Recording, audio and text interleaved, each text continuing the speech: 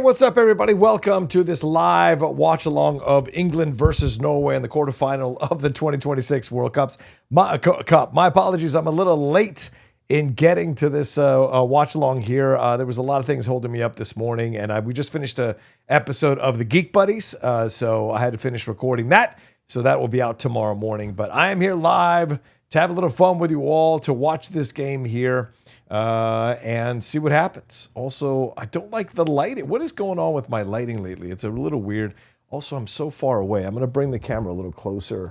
Maybe that's going to help things. Yeah, there we go. All right, so now I'm a little more comfortable. Now I'm going to see if I can get myself go down. I just got the Elgato prompter, so that is up here as well. So that's the situation there. So I'm kind of adjusting my camera on the fly. Thanks everybody who's joining me here live. Appreciate y'all. I think there's like 25 of you all. Maybe it'll grow to 100 as we go along here, but we'll see. Let me see. Let me get into the thing here. Let me get into the comments. Who is hanging out with us right now? Abernathy, good to see you. Callum, good to see you. Wolfer, Noodles, Alex, CJW30X, Fredtastic. Okay. Am I muted? Fred, am I muted? Let me know. What are the odds? Let me know if I'm muted or not, or if I'm okay. Rooting for Norway. I'm rooting for England myself. I'm a big Premier League fan. I know a lot of the players on the team play in the Premier League. Some play in other leagues as well, but I'm excited to see what the English team can do here. Will they get? So my prediction is England versus France in the semis. In the final rather. That's my prediction. I think they're the only team that can beat France, in my opinion, right now. I don't even think Argentina can do it because there's too many questions about Argentina's defense going into this World Cup. Yeah, come NFL time, some watch-alongs. That's possible. It's very possible. We'll see. This is a Miami stadium. It is 92 degrees apparently there, with a lot of humidity on the field. So I don't think these guys are used to playing. Neither team is used to playing in this kind of weather. Norway, of course, typically a cold country. England, typically a rainy, slightly cold country as well. So this is an environment they're not used to playing in. So will this affect them physically, endurance-wise, and what have you? And especially because England, of course, coming off that match against Mexico, and yes, it's been a few days. They've had time to recover, but I was listening to some breakdowns of the team in various sources, and people saying that Declan Rice was not feeling so healthy earlier in the week, having, I think, an illness. Oh, good defense there by John Stones, getting the ball out. So there could be some, as the longer this game goes, especially if it's like a 0-0 or 1-1 type of game, and we go into extra time, this is where I think that Mexico game could really wear on England, but we'll see. We'll see. LA Nerd Girl says, the only time this Irish girl will say this, let's go England. There you go. But just a reminder, the Streamlabs and Super Chats are open here on the show. So if you want to send in your Streamlabs Super Chats, I will read them as we go along. No requirement, just putting that out there. But if you have any questions about this, about football, about soccer, about this game, about the implications, about the players, and all of that, and the formations or the styles or anything like that, let me know. I will answer them as we go along here in the watch along. So, and of course, I'll be back later on today after this game is over for the Argentina-Switzerland game as well, to see what happens with that, because we already have one semifinal locked up, France versus Spain. That's going to be a knockdown, drag-out fight, because I think Spain has incredible defense with how they've played, and they beat France in the past as well, locking them down. I think 2-1. They beat them a while ago in the Euros, I think. So this is the thing. So Spain is kind of lined up to be a very strong opponent for the French, and the French have shown that they can get slowed down. I mean, that game against Morocco had him in the pocket for a little bit, and then those two goals in quick succession pretty much ended the game for them. But of course, Spadaway gave them all they could handle physically and tactics-wise defensively. And the French had a hard time breaking that down, but they won both of those games. So in the end, that's what matters. Uh-oh. Watch out now, Haaland. But this is the problem with Norway. Norway has... Wait, did I put Norway? Thank you, LA Nerd Girl. Appreciate your support. Thank you so much. Norway is pretty much reliant on Haaland. And I don't mean Holland, Holland. I mean Haaland, Haaland. And almost all of their goals have come from him or assisted by him. And that can be trouble because if England, some of these players play Haaland in the Premier League, they know how to shut him down when he plays for Manchester City. If some of these players figure out how to shut down his effect, will other Norwegian players be able to step up and fill that void if Haaland can't get it going? There's the questions that you look at when you're looking at this game today. And also with England, will Harry Kane get going? What's Declan Rice going to be like? What is the midfield game going to be like? What is Jude's impact on the game? Jude Bellingham, what is his impact going to be on the game as well? And Tuchel. I mean, Tuchel's a great manager, clearly gotten England this far, and especially overcoming that Mexico game, pretty amazing stuff. But how far is he going to take this team? How far can he take this team? There are questions overall when you look at this stuff, if they're going to be able to do it. So we'll see. We'll see. All right. Maybe I should put this collar down. It's a little too high. There we go. All right. I'm not seeing the chat for some reason in the little thing here, so I don't know why the chat's not showing up. Usually the chat will show up on screen. Maybe I need to move my image down all the way down past everything. There we go. There's the chat. I was wondering what was happening there. So, and please excuse the green screen. I haven't figured out how to do these watch-alongs and be able to change the green screen in the back. I imagine I have to use the prism lens, but I've tried to use the prism lens a few times, and it hasn't quite worked. Oh, there we go. All right. Let's see. This is weird. Wait, can you see that? No, you guys can't see that. Okay. I don't know if I can I select the prism lens? I don't know. Recent. Can I just do add the image you want, apply as your virtual background? No, because it looks weird. Interesting. Can I use... Very strange. Free... Ugh, this guy. Corrupt as the day is long. Okay, so I can use it, but I can't seem to make it just change the green screen behind me. It seems to want to change the entire screen behind me. And I think I can only do that by putting the green screen behind me fully instead of behind the bookcases. So we'll have to just deal with this for now. Maybe I'll make some changes during halftime or something. Anyway, we're here. Didn't notice anything about the green screen. I'm torn England for the tradition, Norway for the grit. Sure. What is the best financial advice you wish you knew 10 years ago, Rocha Manuel? Learn to invest. That's what I would tell you. And if you have enough money, look into real estate, because real estate is a massive part of people's portfolios, successful portfolios. So that's what I would say to you there. All right. Now I'm just adjusting here to see. All right. Let's see. Then I think the natural background of the shelves looks great. Oh, okay. All right. Cool. I need to go down a little bit more. Okay. Yeah. All right. There we go. And by the way, I finished recording the thing I was going to do for July 4th. We'll see if I edit it to tonight or tomorrow and put it up maybe on Monday or Tuesday. Just kind of celebrate America's 250th birthday. I did my top 15. I thought I would do top 10, but I ended up going up to top 15 movies that convey the American spirit. And so I wanted to add some more films and make it a more diverse list, more reflective of my points of views and of our America. So that may be up Monday or Tuesday. We'll see. Let's see. Haaland deserves the attention, but if it wasn't for the other... This is Guljulu saying this. hope I'm saying that right, Guljul. Haaland deserves the attention, but if it wasn't for the other playmakers, then he wouldn't have gotten a lot of the goals. True. They're all important, so they deserve some respect too. I agree. I'm just saying they're not scoring. And that is going to be an interesting situation if the English players, the English defense understands how to shut down Haaland. Who will step up on the Norwegian side to make up for the fact that he's not scoring any goals? Or is it as simple as shutting down Haaland, you shut down Norway? I don't know. We're going to find out. Okay, where's this one?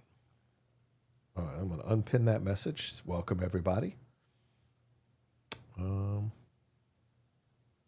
see if I can get the other thing in here.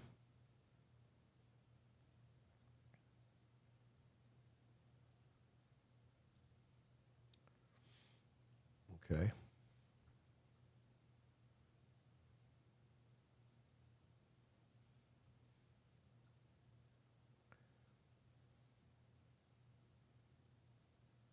Yeah, extra time. Oof. Yeah.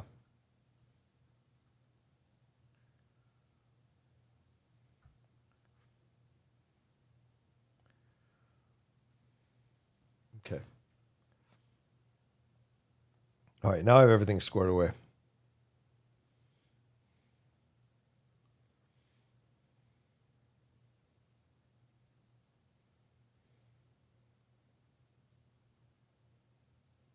Yeah, England just kind of searching around, probing, kicking the ball around, seeing where the weaknesses is on the defense. But look how they're playing. I mean, watch Norway. Look at Norway. Norway has a box there in the midfield, in the center of the field, because they think that they have more success shutting down any attacks through the middle, and they think England is not as strong attacking from the wing, which I think is ironic considering the fact that they scored, I think, both of those goals against Mexico from the wing. Saka coming in on the right, sending that cross over to Bellingham, and then later Harry Kane barreling through the box and passing that ball over to Bellingham as well. So interesting to see this approach. Fredtastic. Hey, Outlaw, I've seen Moana twice. I enjoyed it about the same as the original. It was beautiful to see the island in live action. I have not seen it yet. I am planning to go tomorrow. I might go on a 4-movie run tomorrow. I might go Moana in the morning, Evil Dead in the late morning, because they're now starting to show movies at like 8 or 9 a.m. Now they go, oh, here comes Gordon. Ooh, good run there. Now, both these teams are white and red, so I don't know. Has he dyed his hair? Oh, my God. So I don't know where the fan bases are. So, but yes, I'm going to try to do that. Evil Dead Burn, I think, late morning. And then I'll grab a little lunch, and then maybe I'll hit Minions and Monsters, or what else is out there that I could watch? There's another movie I missed last week, or maybe Young Washington. Maybe I'll finally watch that. I don't know. We'll see. But the Lady Outlaw is out of town for the next 5 to 6 days, so I have time to go do stuff and see stuff. Uh-oh. What the fuck was that? What a short. Why even do that if you don't have a player on your team who's moving to the near post to get that ball and cause trouble for the defense? That was a terrible kick. Terrible call. So it looks like England is slowing down the game themselves. Like they're just going to pace this thing out. They're not in any rush.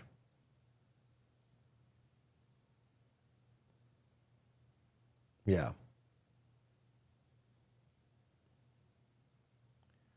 Oh, or Gordon couldn't find anybody there. Sinfinity tells me to watch Obsession.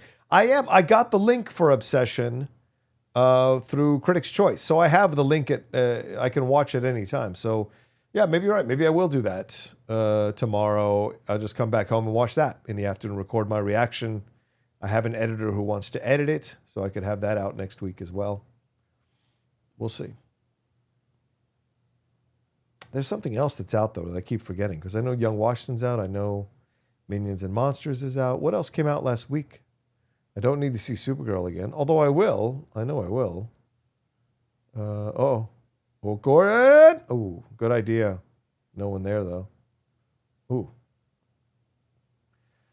got to be quicker, man, and got to be more precise with these crosses for sure.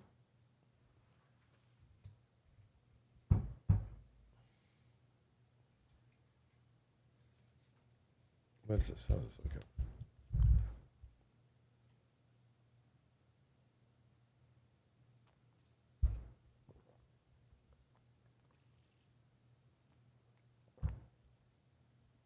Here we go. Ooh, good defense there. Wiley, what's up, Wiley? Good to see you. He says, Rocha, just watched Do the Right Thing for the first time. Wow. Was an impactful ending and super timely. Going to watch the Cinephiles episode on it later. Definitely, man. It's multiple parts, that one. So I hope you enjoy our conversation. I think Andre was our guest for that one. Andre Gordon, my brother there. But yeah, that's a film that I saw in the theaters multiple times in 1989. Became a massive fan of the soundtrack, and I'd already kind of been a Public Enemy fan because of It Takes a Nation of Millions to Hold Us Back. But that Fight the Power song is just my favorite Public Enemy song ever. And there are a lot of great Public Enemy songs, but that song just speaks my language. And when they used it in the movie, it was amazing. And I think it's two different versions. Like the movie, what happened there? Oof. What happened there? Did he swing it around? Oof. Oh, damn. Madueke. Oh. Yeah.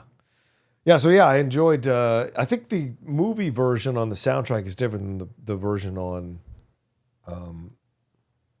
the album. Because I think they cut out the Elvis Presley line. Ooh. On the movie version. Which I'm a big fan of Elvis, but I still love that line because I get the intention of what he's trying to say, which is white people stealing black people music. Although I would contend Elvis didn't do that, but there are people who believe that. So, but it was the overall point of it happening to black artists for decades. Yeah, it was really great film. One of my joys in life was, Harry Kane. Oh, he tried that little pass off. A few years ago, being able to give Giancarlo Esposito a Lifetime Achievement Award through the Hollywood Creative Alliance, which was the Hollywood Critics Association at the time, because I loved Bugging Out. I've always loved his character of Bugging Out in that movie, and I've always loved him as an actor, so it was a real big honor to be able to present him with an award, and he was so kind afterwards at the after party, just standing there with, he goes, dude, you're a real one. You're one of the real ones, man. I've watched your stuff before. You're one of the real ones. And so I was really honored to have him say that. And who knows, maybe it was just Hollywood stuff, but he said he wanted to work on a project with me in the future. So maybe down the road. But you know, I'm not the kind of person who does that. I've had offers from Frank Grillo as well. Like I want to keep things separate. You know, like you can't really assess something if you're working with someone. You can't really be objective if you're working with someone. So I've always had an issue with that. And other people don't, clearly. I got no problem. That's how they want to live it. But for me, I just think there has to be a separation.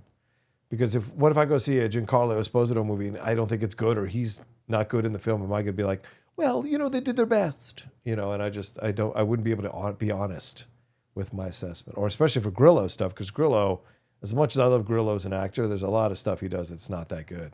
They go straight to streaming or whatever, or straight to DVD like in the old days. So I just like to keep a separation from me personally, but I know other people don't, and they have every right to live their or have their careers they see fit. And maybe it's costing me money and subscribers and followers and all that, but I really don't care. It's what I can look myself in the mirror in the morning. That's what matters to me. Madueke misjudged that completely. Sin Infinity and Beyond says, do you own Do the Right Thing or Criterion? Yes, hell yes, I do. What is your favorite Criterion? I can't pull it out now because I don't have it organized by title yet, but it's up there. And what is one film not on Criterion? Well, I mean, where's my Armageddon? They did Armageddon on DVD, but they never did the Blu-ray or the 4K version of Armageddon. And I think that because The Rock was on Criterion as well. They've never transferred those over, I don't think, to Blu-ray or to 4K. I know Armageddon hasn't. I don't know if The Rock has. And so, yeah, I'd love to see Armageddon get a Criterion 4K, even though I know a lot of people think it wouldn't qualify. Ooh, nice. Oh, too much. Too much. Too much. Madueke got it, though. Oh. Oh. Oh! Oh, man. Oh, wow. A little less power on that cross, and I think O'Reilly puts that in there. A little less power in that cross. Damn, that was amazing. Oof.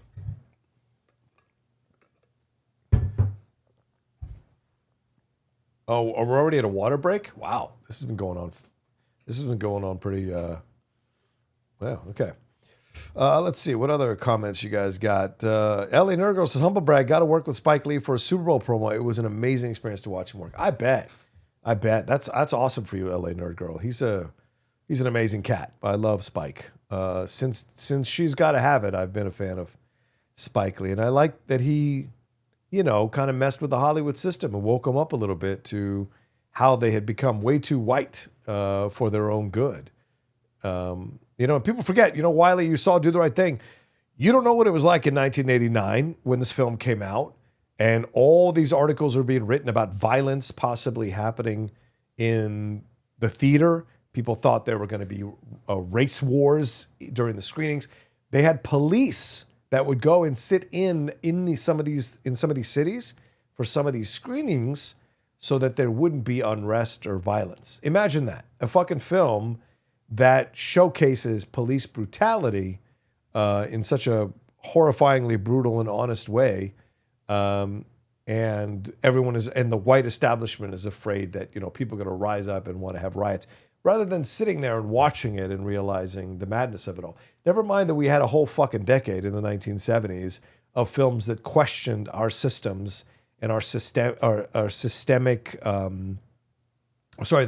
racism and sexism that existed in our society, and the classism and the bias against the poor, and the government lying to us about spies and stuff. I mean, there are so many 1970s films that explore that, yet they didn't camp police out in those theaters. You know why? Because thought is thought, and you don't need to fucking camp police.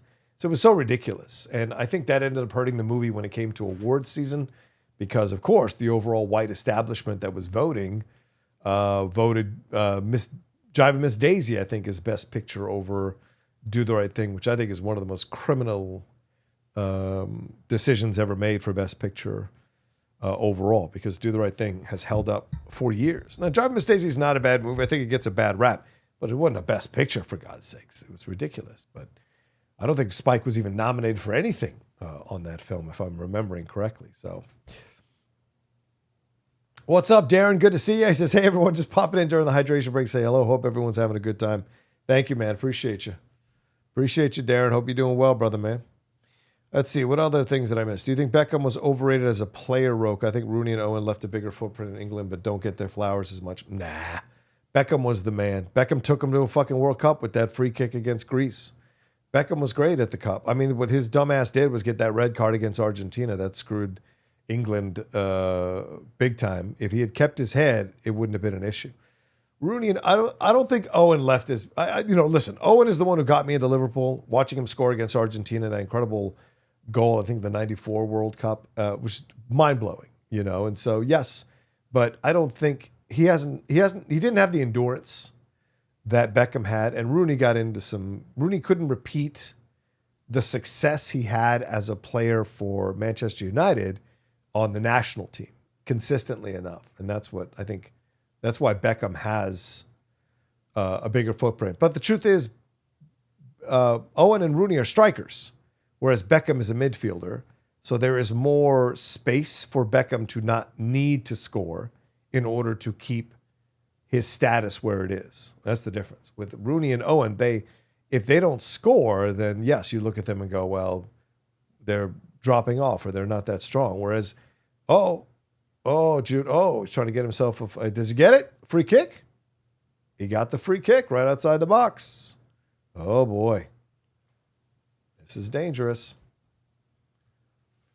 How about Seaman? I hear the English. Oh, Jesus. I'm starting Double as the first light after seeing Death of Robin Hood. All right. Yeah, I got to see Death of Robin Hood as well, Poisonous Plant. I hear that's not a film for everybody. I hear it's a very quiet treatise on being a legend and what it means and taking down the idea of who Robin Hood is. So I'm looking forward to seeing it. Maybe I'll watch it tonight. Poison says, nicest celebrity I ever met was Joe Perry of Aerosmith. Nice. Oh, I know who David Seaman is, Infinity. You don't have to remind me. I get what you were going for, though. I didn't want to say the joke, though. Little low-hanging fruit, wouldn't you say? That's like saying Nicky Butt liked it in the ass or something. It's a little, look at Haaland. I call him Manhunter because he reminds me of the actor who played Manhunter in the 1980s. He was also in Heat, that guy.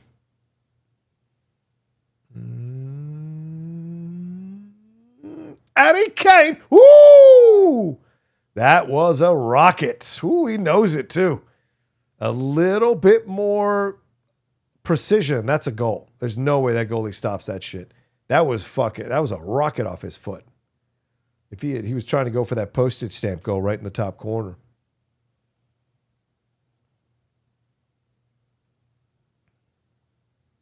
Yes, the invite. Yes, thank you, LA Nerd Girl. Yes, the invite. Everyone's talking about how good that film is. Definitely got to see that movie. Even my boy Shannon went and saw it from the Geek Buddies. He loved it. I think Jeff said it was incredible. So we'll see.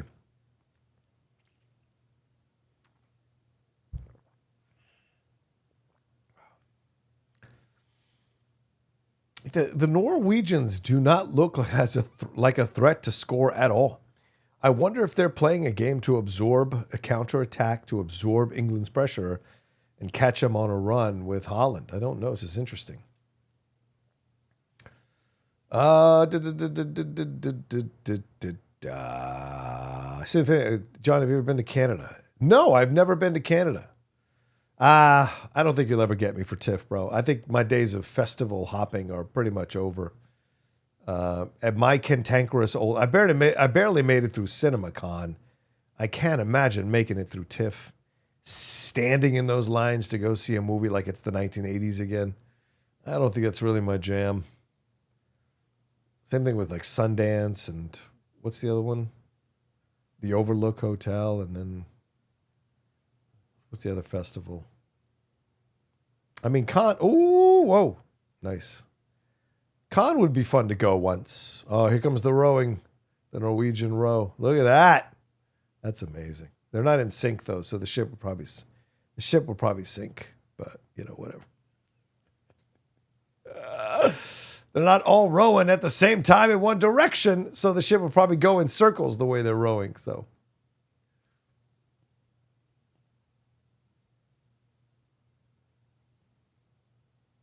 Oh, nice. Almost. Get it. There it is. Harry Kane. Uh-oh. Yeah. Yeah, absolutely. Absolutely. Look at that. He's going to get himself a red. This guy's too emotional, man. He's going to get himself a yellow or a red. Yeah. Yeah, this guy's a little too wound up. He's the guy that I think you want to go after. If you're England and you want to get this guy off the pitch, you want to go at him, get him a yellow card, get him a red card.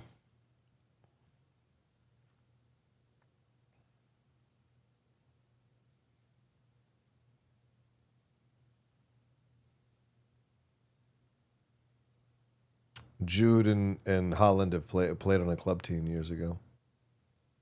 Here we go. Oh, what the fuck, Declan? That was ridiculous. Watch out, man. Uh-oh. I think Declan looks like he's wiped already, man. Maybe that illness he had earlier in the week is really affecting his physical abilities here and his endurance. He looks already a little gassed. That was a shitty kick or free kick.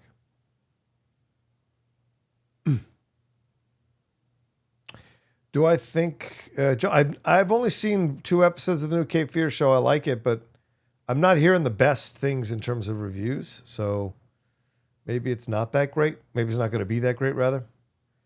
Oh, Jordan, what the fuck are you doing, man?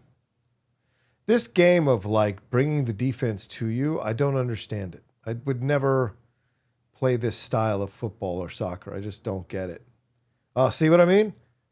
Oh, see what I mean? You're playing with fucking fire.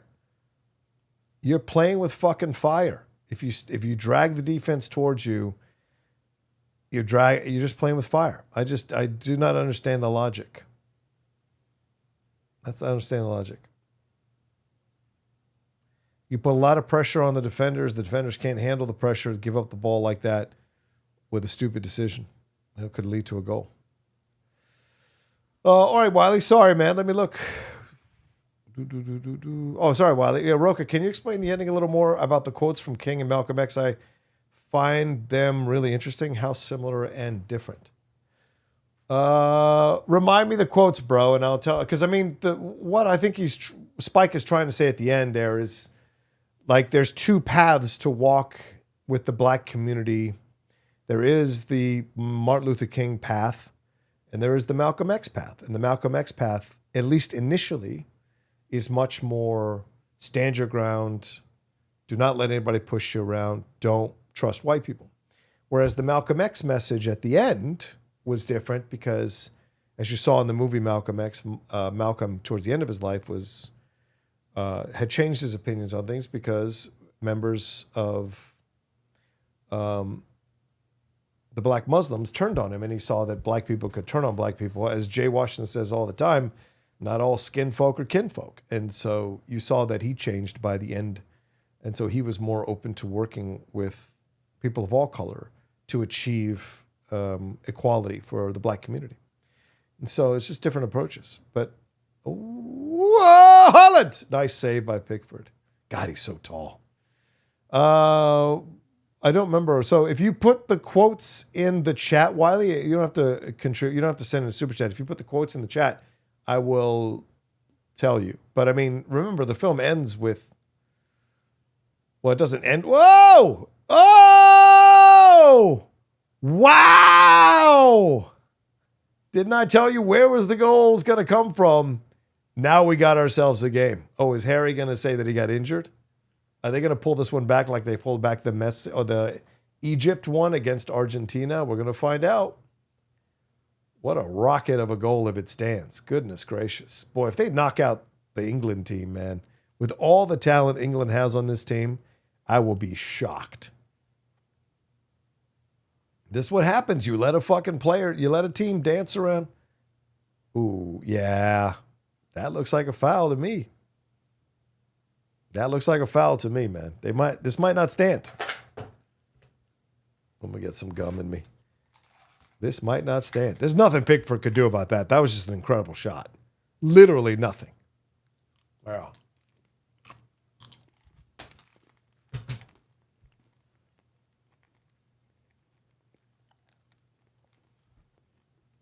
All right, I'll look him up.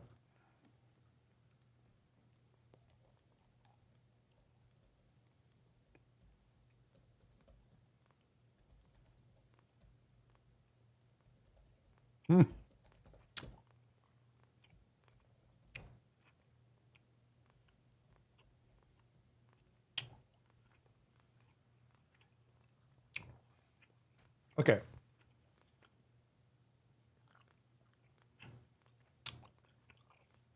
All right, so while they're debating that,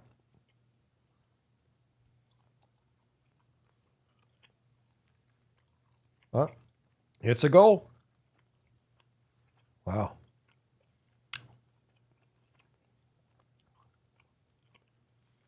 Oh! Uh-oh. Yeah, Jude trying to throw himself to get a penalty.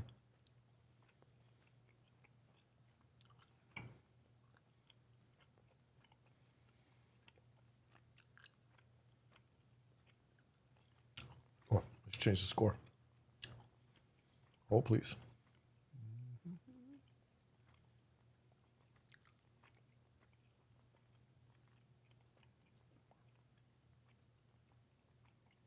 There we go.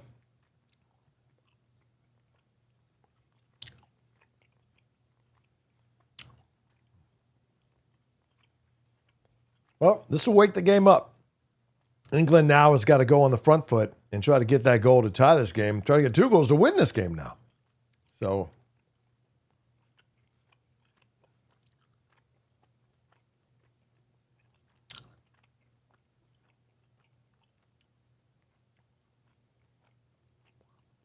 now England steps up, which, in my opinion, they should have been doing already. So, I hate that it takes a goal to wake a team up, man. It's so frustrating. Come out on the front foot. Come out with aggression. Yeah. He yanked his jersey. Yeah, the Norwegians are going to ride the emotion, man. The England players got to be smart. Because emotion exhausts players. They will get exhausted towards the tail end of the game. So England's got to play this smart. Not get caught up in the fucking jawing and the back and forth.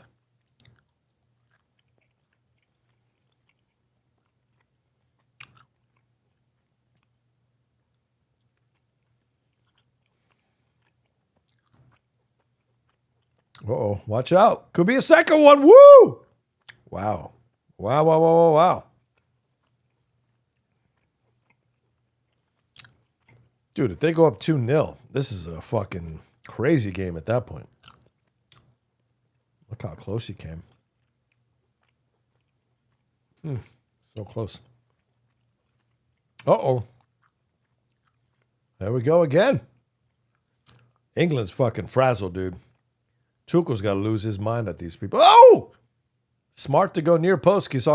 He saw Pickford cheating to the far post, anticipating a cross, and he thought he'd try to catch him going the wrong direction with a shot to the near post. Smart.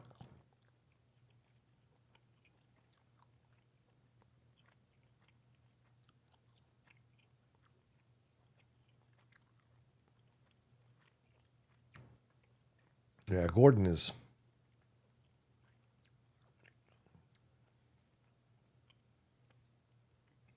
Jude's going to have to take over this game, man. He's kind of been a bit passive throughout the whole game. Could be because the Norwegians are kind of blunting his edge as an attacker and as a build-up man. But he's got to grab this game by the scruff of its neck. Will this team into a goal before halftime. Yeah, terrible pass. Terrible fucking pass. And then Norway gives it back. That's a terrible fucking pass. There's nothing that frustrates me more when I watch football than watching players do low percentage passes. Like, you know you're not going to complete that pass. Why are you trying to pass, within 4 players? With 4 players standing around one player. Doesn't make sense. Oh, look at that. He lost the ball. Yeah, England's a little frazzled, man. Norway is fucking with them big time.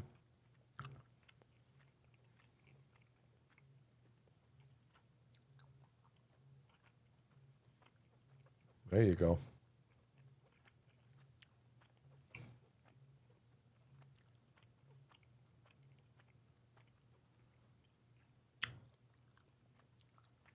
Here we go. Ooh.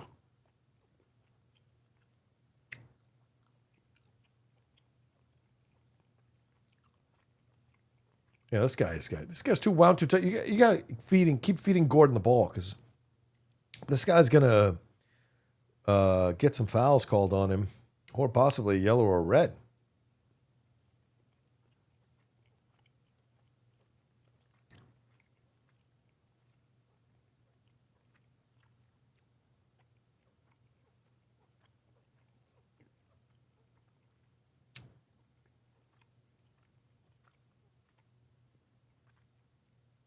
Look at Norway's very compact defense, very smart defense. The moving is one. When you know a team is well coached when you see the players move as one, almost like they're, almost like a hive mind or wait, like birds when they're moving in the air and they're all in one formation. That's when you know a team has been drilled and coached really well, managed really well. Look at England can't find anything. Look at this. Yeah, they're jumping into passing lanes. They're coming out to challenge. They're pushing them farther out while still maintaining discipline by covering. Look at that. There, almost gave it away. Almost gave it away. Yeah, but you got to challenge a defense. You got to dribble into this defense. Because as you dribble into it, the defenders will pull off the guys they're covering. Look at that. Low, again, another low percentage pass. Low percentage pass. It's so dumb. Watch out. Oh, shit.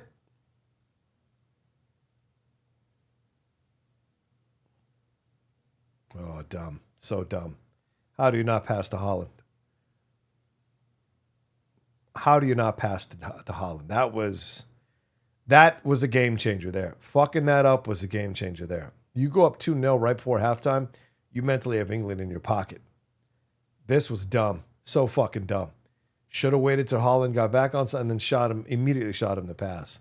Who the fuck do you think you are, buddy? See, right there, they could have broken, but Gordon couldn't find the pass. Watch out, England. England could score here, tie it up because of that mistake.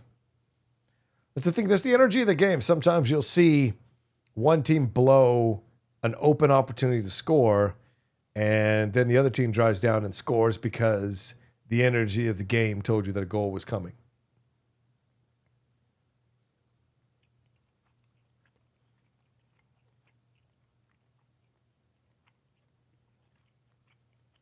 Here we go.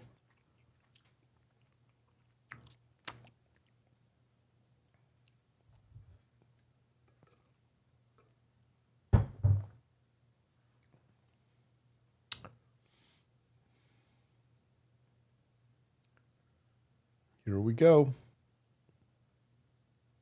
Oh, another terrible fucking... Declan has nothing, dude. There you go. Declan has nothing. He is absolutely a ghost or a shell of himself. This is nonsense. Those are terrible, terrible fucking corner kicks. Look at that. Where is that going? I mean, I get where he was trying to aim it to, but like, again, it was offside.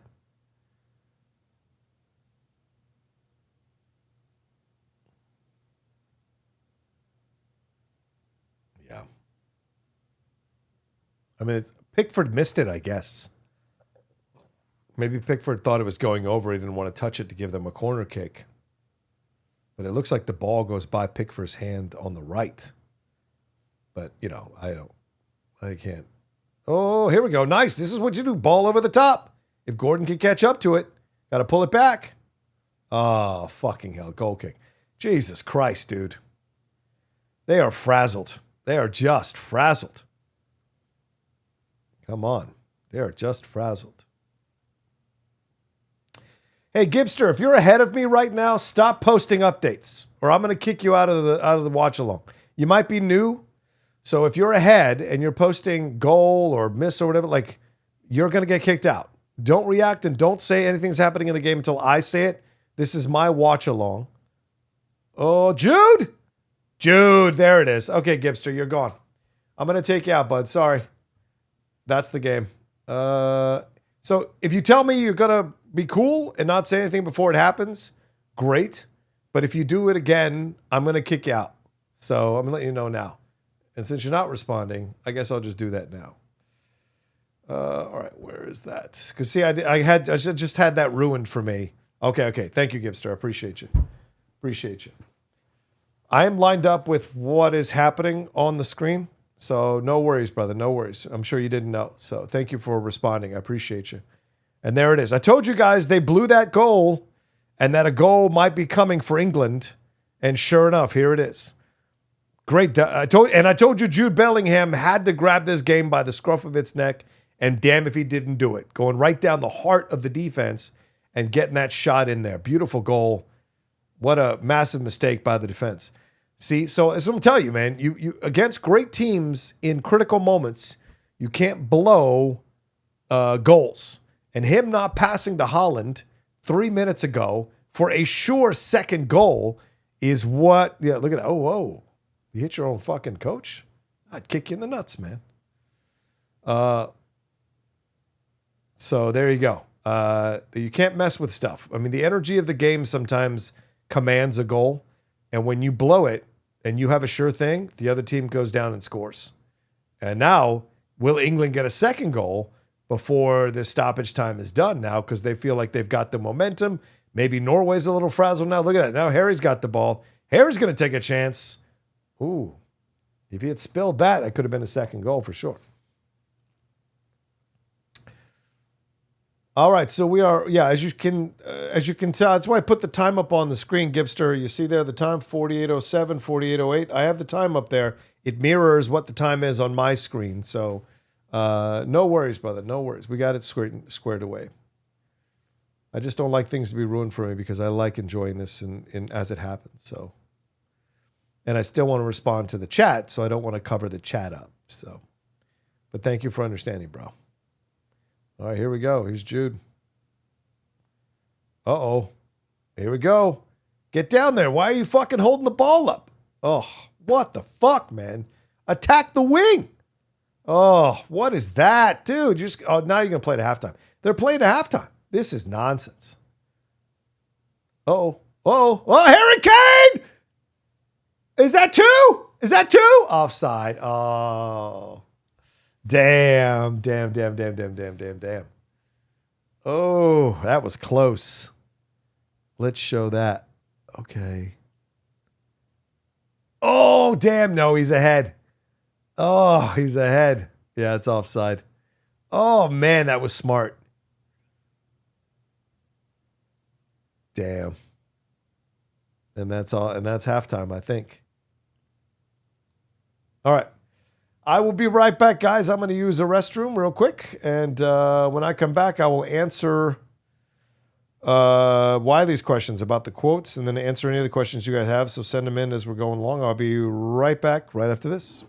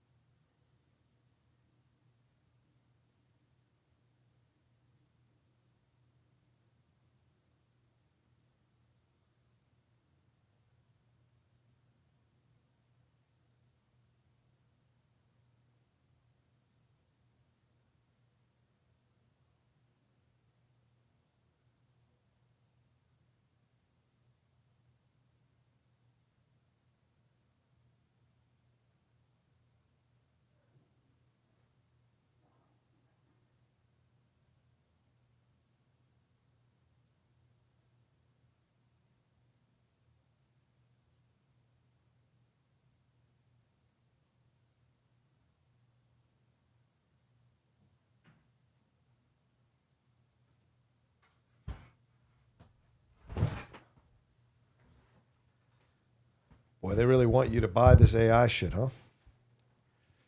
All right, so let me turn this down because I don't really want to focus on the commercials or their okay. So here are the quotes that Wiley was asking about at the end of Do the Right Thing. Martin Luther King quote here takes with two famous. They show different ways. Yeah, they go. So the Do the Right Thing ends with two famous quotes. They show different ways to fight for civil rights. As I was saying, the first quote is by Dr. Martin Luther King Jr. The second quote is by Malcolm X. Let's see here. Where are the quotes? Okay, here we go. Okay, violence as a way of achieving racial. This is Martin Luther King Jr.'s quote. Violence as a way of achieving racial justice is both impractical and immoral. It is impractical because it is a descending spiral ending in destruction for all. The old law of an eye for an eye leaves everybody blind. He's referencing the Old Testament. It is immoral because it seeks to humiliate the opponent rather than win his understanding. It seeks to annihilate rather than to convert. Violence is immoral because it thrives on hatred rather than love, right? And that's what Radio Raheem was talking about, right? Love versus hate, right? Where hate gets the advantage and is on the ropes, but then love comes back and wins. It destroys community and makes brotherhood impossible. It leaves society in monologue rather than dialogue. Violence ends by destroying itself. It creates bitterness in the survivals and brutality in the destroyers. And I would argue that's a valid point, because now what we see going on in our world right now, the battles we're having politically in our mainstream politics has tentacles all the way back to the Civil War. You know, the fact that the South lost, a lot of the Republican power after the 1960s came out of the South, and this resentment towards the North, this resentment towards the elitism, this resentment towards educated people, this resentment towards advancement, right? That's the thing. And the values that you see now being pushed by our current administration and by people who are the mouthpieces for these current administrations are what? We hate gay people. We don't want them to exist anymore. Women should shut up and get in the kitchen and make babies, unless they're being talking heads for our stations to push our nonsense. But we want trad wives. And we want to bully the whole world into submission. And we want to alienate, disenfranchise, and silence any dissent within our country. And that's what you see happening right now. I mean, the fact that they're subpoenaing the New York Times reporters, I think, is so ridiculous. But that's the pettiness of their boss, who wants to stop all leaks and wants to threaten the press, wants to intimidate the press. I mean, the press, most of the independent press will not be intimidated. The mainstream press is intimidated because he's suing them for millions of dollars, and a lot of them are owned by conservative cowards. So that's what you see going on there, which is why they give in and pay him the money. But what Martin Luther King was talking about, in essence, is that violence is immoral because it leads to resentment. No matter if one side wins over the other side never puts down their arms and says, you know what, I guess you won. I guess I'll change my mind. I'll believe what you believe. It's always like, well, I want to get you back, you know. And it's just like sports. It becomes sports. Although violence, of course, in sports is different. But it's about the idea of, well, I want to get you back later. Once my team is strong enough, we'll get you back and we'll win this time. And so that's where it can be dangerous. Malcolm X's quote was, I think there are plenty of good people in America, but there are also plenty of bad people in America. And the bad ones are the ones who seem to have all the power and be in these positions to block things that you and I need. Wow, doesn't that seem prescient? Because this is the situation. You and I have to preserve the right to do what is necessary to bring an end to that situation. And it doesn't mean that I advocate violence. But at the same time, I'm not against using violence in self-defense. I don't even call it violence when it's self-defense. I call it intelligence. So yeah, I always thought Martin Luther King is what you believe when you're young. Malcolm X and his evolution of thought is what you kind of come to as you get older, and appreciate things as you get older and look at things with much more nuance. Martin Luther King had good generalizations, and they're good, peaceful generalizations. But Malcolm was about looking at the nook and the bones of these things, and where do they come from, and how are they connected, and the tangential stuff. And, you know, Martin does speak about that, the white liberal and the white moderate and all those kinds of things. So he does, you know, he has more similarities with Malcolm than people might think. But Malcolm's points of views evolved, of course, as he got older and experienced the things that he experienced. And I think there's an element of that in the opening lines of this. You know, I think there are plenty of good people in America, and there are plenty of bad people in America, and the bad ones are the ones who seem to have all the power and be in these positions to block things that you and I need. We see that happening now, right? The president yesterday said he's not going to sign that housing act, which would help so many people, a bipartisan act, because he wants to push an act that will disenfranchise many voters so that him and his Republican cronies can stay in power, pushing their ideology and their laws that are looking to disenfranchise a large portion of the country's voice, right? Any Democrat's voice, any liberal's voice, any progressive's voice, hell, any moderate Republican's voice. That's what they're going after, because they want to consolidate power and be able to bully everyone and do what they want to do. And that's what you see happening there in our world. We see the two dorks that were fighting today, Elon Musk and Sam Altman, they're slap fighting like a couple of fucking dorks on Twitter about, you know, their AI or their situations, or talking crap about each other. These are the people that are sadly determine our lives. They're the ones buying these politicians, making them vote a certain way, or seducing them to vote a certain way in terms of financially seducing them to vote a certain way.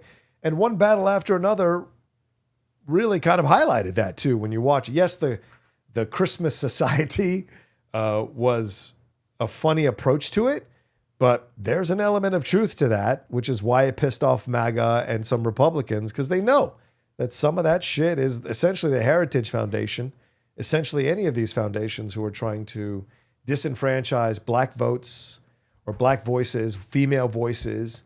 Even that pastor that was on NPR a few days ago talking his bullshit about, we want to eliminate the rights of women to vote. It's like, bitch, who the fuck are you? Like, these kinds of things that you see. And this man thinks he's a man of God. There's nothing man of God about eliminating women and the right to vote. It's actually blasphemous. It's actually anti-God to say those kinds of things. And so it drives me nuts when I see these sad, usually bloated, old, pus-faced men like Steve Bannon say shit like this against women. It drives me nuts, and same thing against the LGBTQ plus community. God created every member of the LGBTQ plus community exactly as they are and gave them the free will for those that are trans to change their sex if they see fit. That's kind of what God gave us, is free will, right? He didn't say free will, but you only do this with your body, only do this with your mind, only do this with your heart and your soul. No, he's saying he created everyone equally. And he's saying, just be good. Be good to my creatures. Be good to my creations. And sadly, too many human beings who are caught up in pushing their ideology forget that about or ignore that about God. And when the Pope tries to remind them of the path of the Word of God, the actual Word of God, of the path to walk in power with God, in hand in hand with God, he gets told that he doesn't understand religion or God or the Bible or his words, And so this is what we have nowadays, unfortunately. So I think what Spike is talking about at the end of the movie is you have two paths that you can walk. One that is leading to utter destruction and one that has a bit more nuance to it. And it's up to you to decide what path you want to walk, And so I think that's what he's saying at the end of Do the Right Thing, Wiley, if I could offer my humble opinion on that. Let me turn the time off since we're back. We're going to be back on so I'm going to pause that. Put it back at 45. Change the score. Where's the drop down? Where's the score? All right, it's 1-1. There we go. All right, and we're going into the second half. No red cards, no nothing. All right, let's see if I've got some questions from you guys to answer some super chats or some Streamlabs. Let me check the Streamlabs, see if anybody sent any Streamlabs in. Has anybody sent anything? No. Okay, let me look at the super chats. Thank you all for being patient with me as I talked about that for Wiley. Puerto Rican, what's up, bro? He says, Saludos, John. Do you prefer to watch World Cup games, in Spanish or English? I'm loving the coverage on Telemundo. I prefer to watch the game in English, yes, but I enjoy them in Spanish for sure. I'm just so used to watching in English because I grew up, my dad and I, we watched on the American channels. We didn't have Telemundo or Univision or any of that stuff in DC until much, much, much, much later. So I grew up in the 80s and 90s. We didn't have Spanish language television on the cable until the 2000s. And by that point, I'd already left to go to Florida and then eventually to LA, where it was all over the channels, right? So yeah, moving to LA was when I first realized there was anything called Univision or Telemundo or any of that stuff. So I hadn't gotten accustomed to watching it in Spanish. But, I have watched games in Spanish, especially with Andres Cantor, who has been calling games, and he's done them for years. I do enjoy watching them call the games for sure. But yeah, I normally watch in English, and they're not as good, like really. But the British English, they are excellent. Peter Drury, Arlo White, Ian Dark, I like them calling the games for sure. Oh, thank you, Gipster. That was not necessary, man. We're cool. We talked it out. Thank you very much for the donation, but you didn't need to, brother. We talked it out.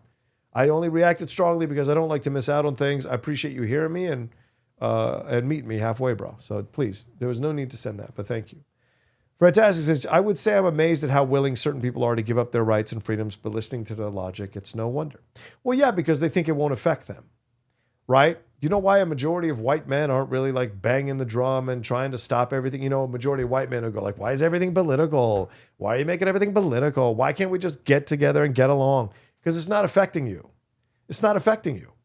If they were snatching your wife or your children off of the streets, or your father or your grandfather or your uncle, if they were snatching your white men off the streets and throwing them into these detention centers, and by the way, I saw a great thing earlier this week about the detention centers. They are for profit. They're not actually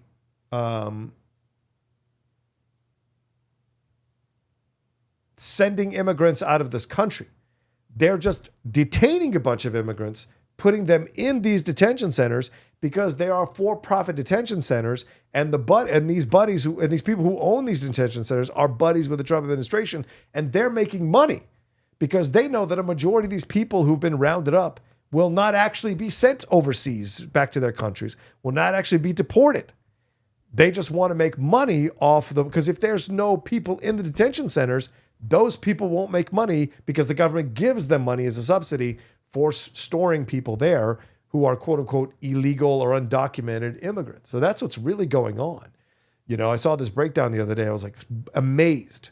So Trump's numbers, his actually deportation numbers are actually below what Biden, at this pace that Biden was at in his 4 years in office, and behind Obama.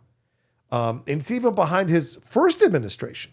His actually deportation numbers are not that high compared to where Biden's were at this time during his administration, where Obama was at this time, and where Trump was at this time in his first administration. So it's all an illusion, right? People are buying this and eating it up, and they have no fucking knowledge. And when you try to give them the knowledge, they want to dismiss you as, oh, you're liberal left-wing media, or you're brainwashed or bought and paid for, because they just want to believe whatever they want to believe. And that's unfortunately the truth. Vaseline Based, where's Vaseline Based? Says the real issue in America today is Christian nationalism. Trump came to power by shouting about Jesus. 71% of Christians voted for this orange buffoon, and nearly 75% still approve of him. Hashtag religion. Yeah. It's a fair point. Christian nationalism can be a dangerous thing. I am a Christian. I believe in God. I believe in Jesus Christ. I grew up in the church. I don't go to church anymore because I don't really believe in the church much anymore. I mean, I think a church does good things for people and helps people.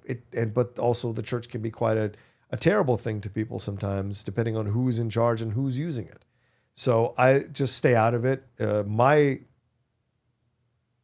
My communication with God is between me and God. I don't need a middleman or middlewoman to help me talk to God. I am his creation. He is my God. And I can speak to him whenever I please. And I don't need to have anybody tell me I don't have to go to church to worship him. I worship him in my own way. I don't have to follow any of those rules that they laid out, because those are rules laid out for human beings to have power in the church. And I don't need to be a part of that. Anybody who goes to church, anybody who enjoys that, that's your prerogative and your decision. And I'm not judging you, but don't judge me for not being a part of it either. So that's what I would say. But yes, Christian nationalism is dangerous because they want to, and you see the comments coming from the administration. They definitely want to tear down the walls between the separation of church and state, because they essentially want to be able to decide what their belief system is, and then say, oh, well, God said this, right? And if you disprove it, they won't listen. So they just want to be able to use the tools of power to inflict their harsh judgment on other people. Never mind that they are cheating on their wives constantly. They are the ones having children out of wedlock, having abortions, as you saw with that woman in Florida, that representative in Florida that got herself a special abortion. You know, these are the people who are violating all the laws and morals and ethics, gluttony, all those things that you see happening. The 7 deadly sins are all violated by the same people who are out here trying to push their supposedly religious ideology. So there's a hypocrisy in all of that I think is utterly blasphemous. But, you know, this is what we're dealing with. We're back? Sorry. You guys got me talking. I didn't know we were back. Sorry. Let me get the time back up here. I think it's 45:30 play. Is that right? Let me see. Am I right on the time? Yeah, I'm pretty much right on the time, right? Okay. So we're back. Sorry, guys, if I went on a little bit too much on that. But here we are. All right. Let me bring this other one up. Thanks for the Streamlabs. Thanks for the Super Chats, brother. I haven't had any Streamlabs, but thanks for the Super Chats. I appreciate y'all. Whoa. That's a free kick. Got to be a free kick.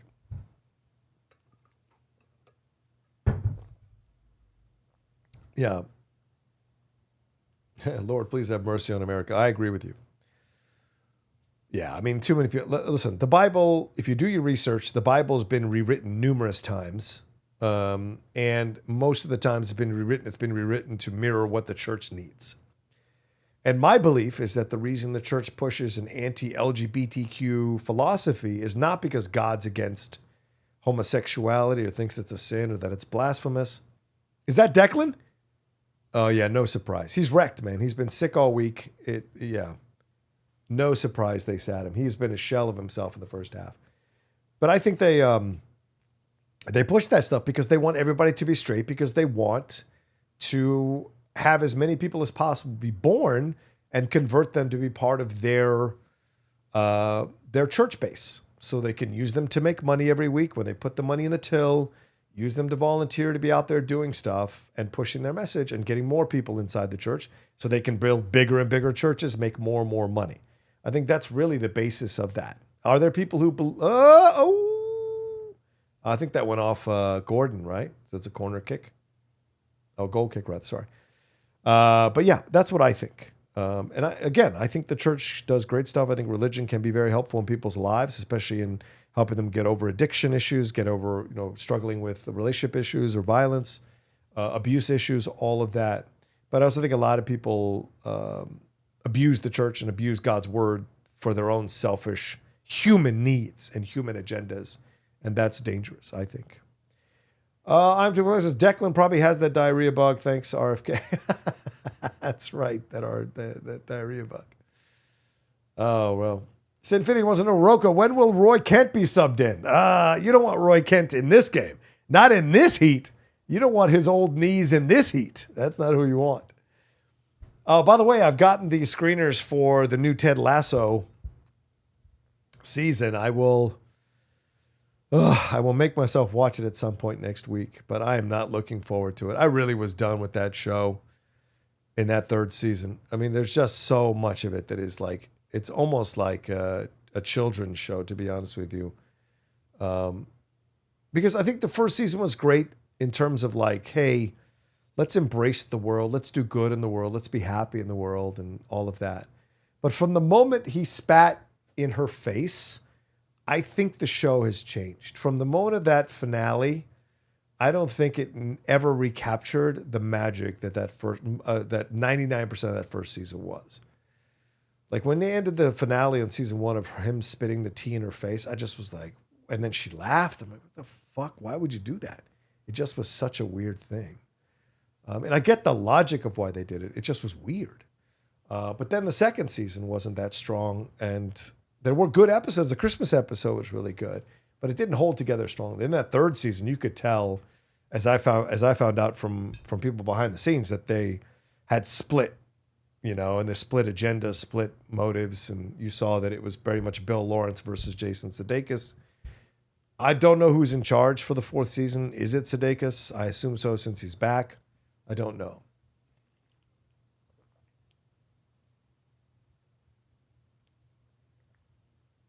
But I also think if it's a woman's team, why is Ted Lasso managing it? And I think it's because Jason Sudeikis and the other male coaches, I think they like co-opting the women's movement that's exploding in sports while also kissing their own asses by being like, we're men who support this, so we're great. We're really good. When really what you need to do is step aside and let a female manager come in. And if you really wanted to do this correctly, Ted becomes the assistant coach, not the manager. And that may happen. Look, I don't know I haven't seen any episodes of the season, but I think that would have been the smartest. You want to show you're really progressive as a male who supports women being in charge or having power or, a women's team? Don't be the manager, be the assistant manager and let the manager be a woman. Step aside so that a woman can manage this thing. And the fact that Hannah Waddingham and Juno Temple's characters, I think, own the women's team, I would think they'd hire a female coach, a female manager. Here we go. Here's England. Ooh, a little too far out there. Here's Saka. Ooh, oh, see, glory. 3 people in the middle and Saka wanted to take the low percentage shot to the near post. Why aren't you passing that to Harry Kane or Madueke, who are camping out in the middle? It's these kinds of dumb decisions that, to me as a manager, I'd be going crazy at my players on the sidelines. Like, what are you doing? The low percentage shot, a low percentage pass, it just doesn't make any sense. Do I know who Roy Kent was based on? Yeah, Roy Keane. Well, probably a few of the old. Probably a few. Oh man, Pickford. Did he touch that or no? Yeah, Keane. I mean, obviously on the. I watched him at Manchester United at the height of Ferguson's powers. I don't know why you touched that, Pickford. Like, that is so going so far over. But maybe the other goal has kind of spooked him a little bit because he thought that one was going over to win in.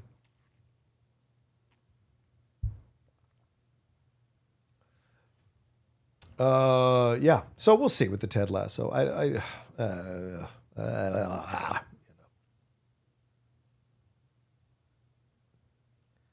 Plus, they've all kind of used it to think that they know what they're talking about when they talk about soccer. These people who are, or football, these people who are out there, and it's a bit laughable to me to see some of their takes on stuff. It's like, oh yeah, you just started watching it. Oof. Pickford gonna have to hold that ball at some point.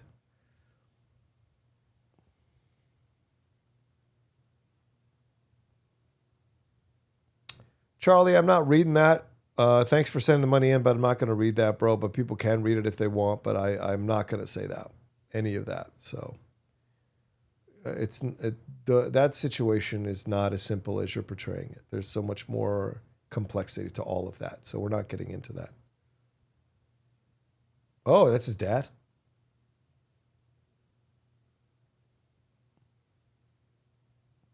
I agree, Francis. Very tight game here. 1-1. It kind of came alive after Norway scored, though. The first 20 minutes was a little, or 24 minutes was a little kind of like, feeling each other out type of thing. Whoa! Ooh, that could have easily gone in. Here we go. Norway is ratcheting up the pressure for sure. So yeah, so that's what I'm saying with Ted Lasso. Like, if you want to show me you're really progressive, hand the show over to a woman. Have a woman manage it. That would be great.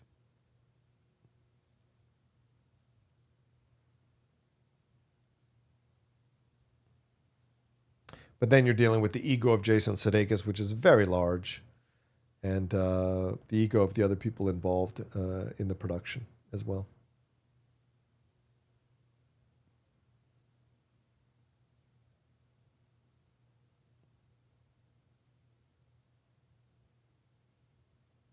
Uh-oh.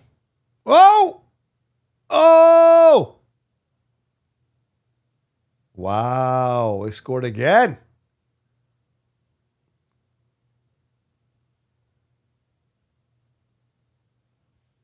Uh-oh. Let's take a look. And what I tell you, right? Saka had that shot. He took that low percentage shot instead of passing to Madueke, or I think Gordon was in the middle there, or Kane. And and here comes Norway down 2 minutes later and scores. When the game is asking for a goal, if you blow it, the other team usually scores.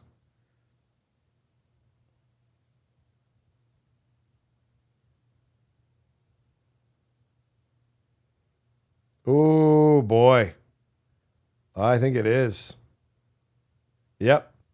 That is a two-handed shove, absolutely.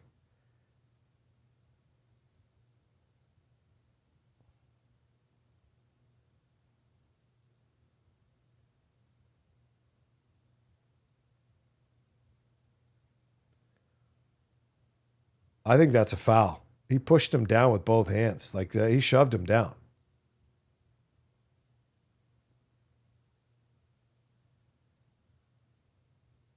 Clattenburg.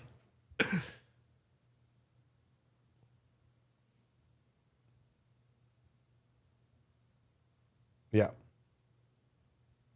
I don't know why these players talk to the ref when he goes to the fucking thing. Like, shut the fuck up. He's going to look at it. He's going to make his decision no matter what you fucking say. That is absolutely a foul. Sorry, that's a foul. That the guy doesn't flop. That's a foul. Like right there, his body is going forward while he's shoving half his body back. So that is absolutely a push. Yep, no goal. Yeah. He's like, get out of the fucking way, dude. Get out of the fucking way, dude.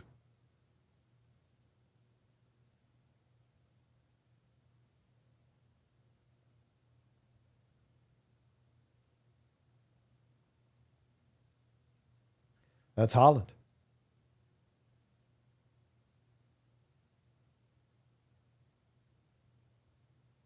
Corner retaken. Oh. Okay. Wait. What? Oh. No, watch his body. No, watch. He's going forward. Yeah. Totally a push. See, that's it. The second one is the one. Like you saw the first one, he could stand, but the second one, he shoved him forward even harder. So that is a foul. I don't care what they say. I don't know why they get to retake the corner, though. That's weird to me. If he committed the foul, they should get the ball. Now they get a chance to score again. I don't know this. I don't understand the logic. Haaland doesn't even get a yellow card or anything. He just gets a talking to, I guess.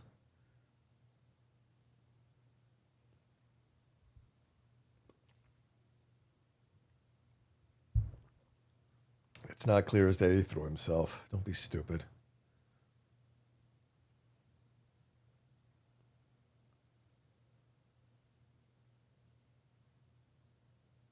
They could still score again. I don't know. We'll see.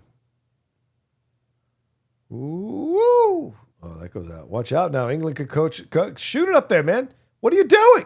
See what I mean? Now they can lose the ball. What the fuck are you doing? Waiting for the defense to catch up to you with the ball. So fucking stupid. Was that Jude? Jude, how are you not sending the ball forward? Uh-oh. Uh-oh. Uh-oh.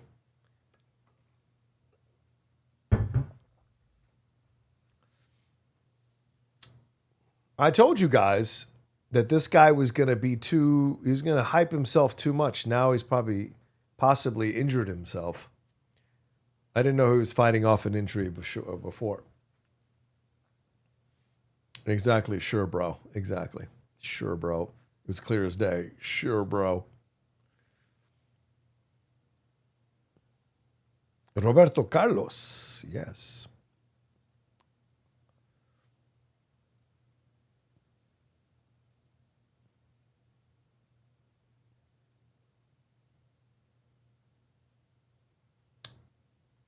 Interesting.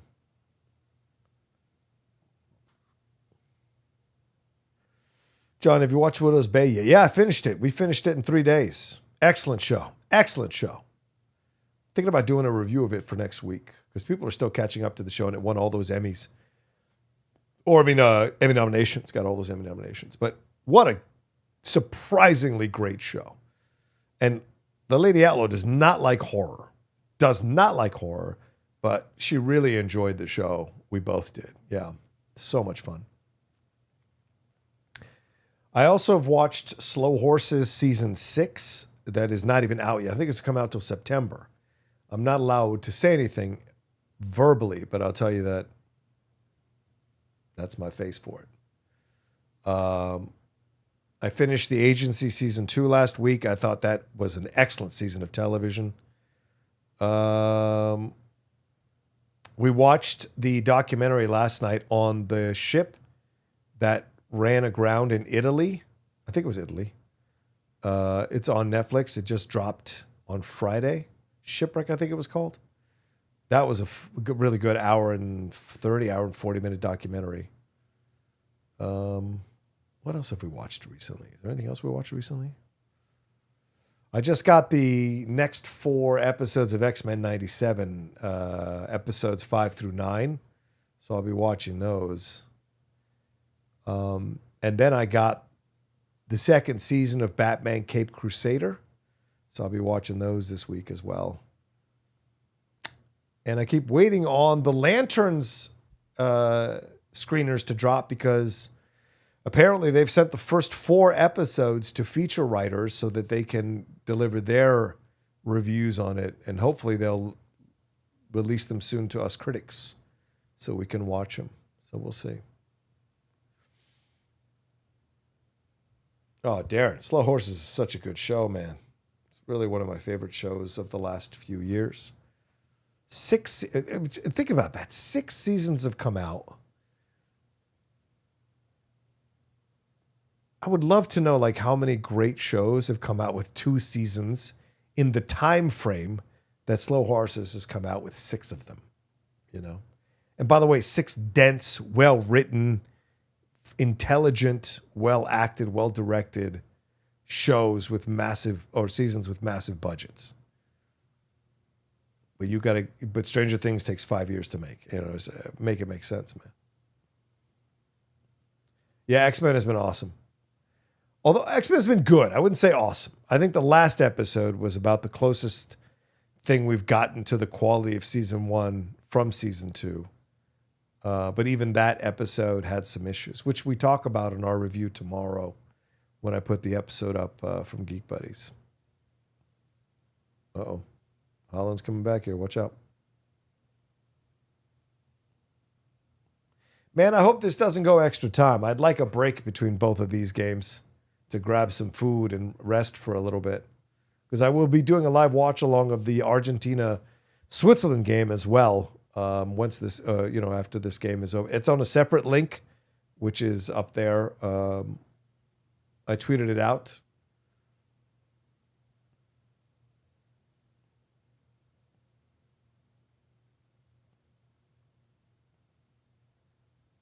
Oh, that's a little too much. Yeah, it was offside. I think it's out.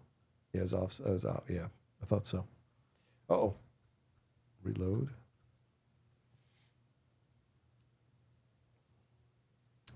I also have like 90 emails I need to get to as well. Episode 4 was 15 of 10.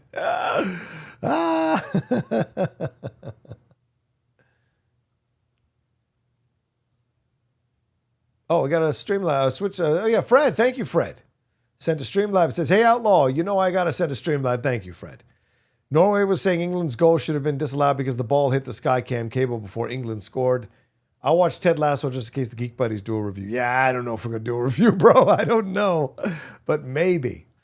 Charlie says, priorities kicking out. Oh, yeah, Charlie, I said I was going to read that one. Yes. Portuguese Wiley. Okay. Cinefinity, doing the right thing. Yes. Rocha just watched. Okay. Fred A.L. I see Moana Twist. Okay. Okay, cool. Just want to make sure I answered all the questions and everything you guys have sent. Thank you so much. I am going to... Yeah, I have a lot of messages. Oh, shit, I have like 90 messages on my email. It seems like we're in a little bit of a lull here, so I'm going to go through these real quick. Pizza Hut, how dare you? You're the devil. Oh, no, he couldn't get it done. Paxson.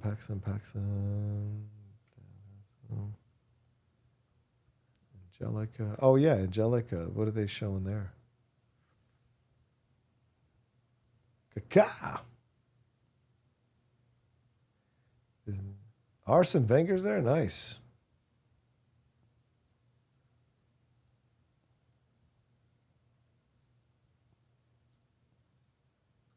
Okay.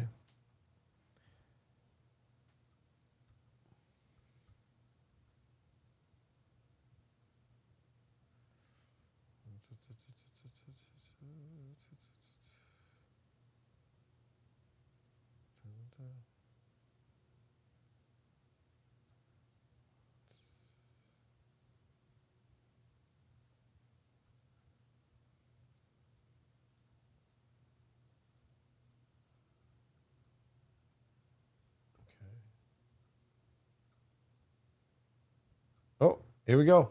Gordon. Oh, nice. Oh, Kane. Oh, Kane couldn't get it quite. Yeah. Uh-oh. Oof, that's dangerous. That is dangerous, Jordan. Oof.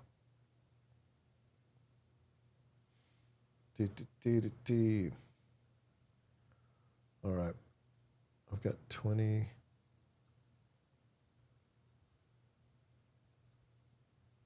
Okay.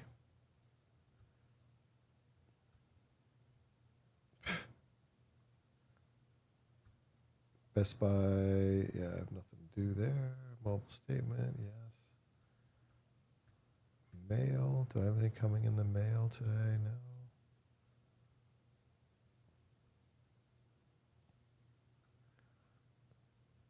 Oh, yeah, McGregor fights Holloway tonight. Are you guys going to watch that? Anybody going to watch that? I might have it on a separate feed while I'm watching the Argentina-Switzerland game.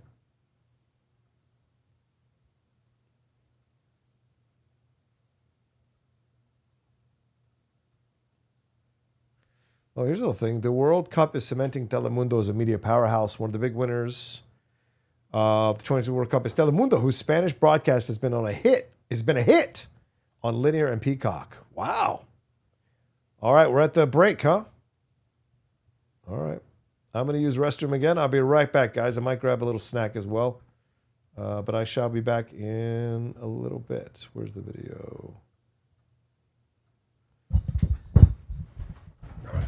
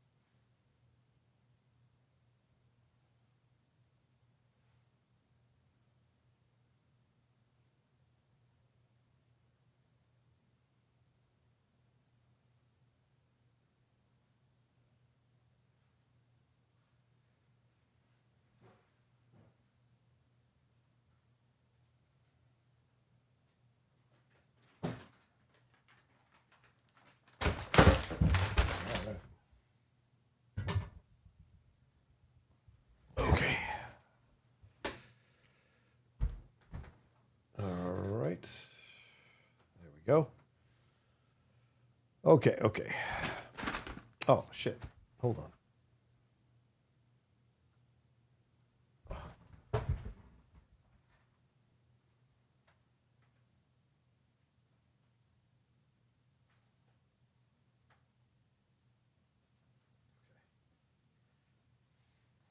All right. Oof. Okay, there we go. I'm back.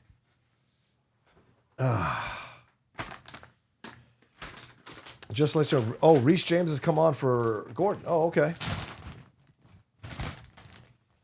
All right. Here we go.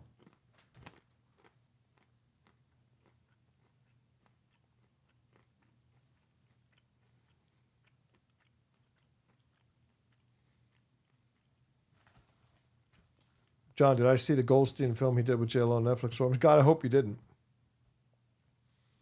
Sinfini says, John, I know you probably don't love McGregor, but do you think he pulls it off tonight? I really can't tell. I don't know. He hasn't fought in 5 years, man.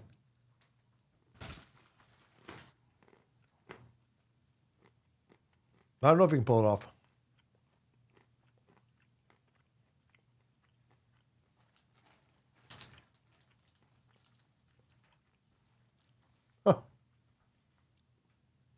Darren, we never we don't watch JLo movies in this house.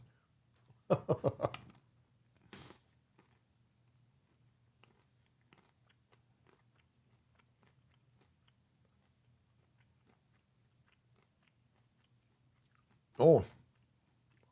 Uh-oh. That got dangerous. Uh-oh. Watch out here.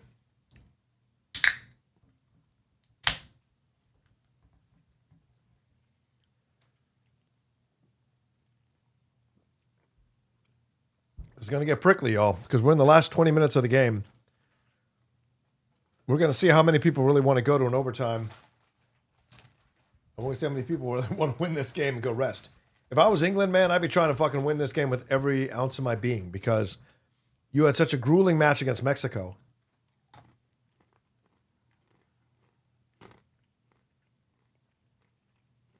The last thing you want to do is go into a extra time and exhaust your bodies even more with a semifinal coming up in a few days, if you win. But Norway might be wanting to play the penalties, possibly.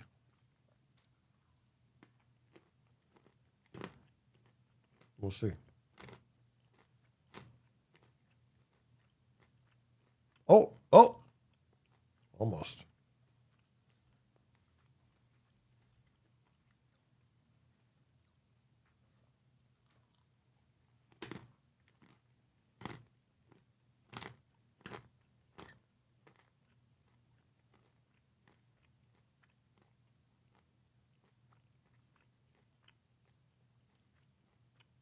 Oh, there was a pass. Oh boy. Oh, man. Watch out. Watch out.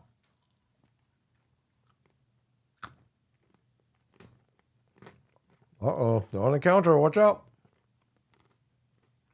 Uh-oh. Uh-oh. Oh, good defense. Oh, shit. Nice job there.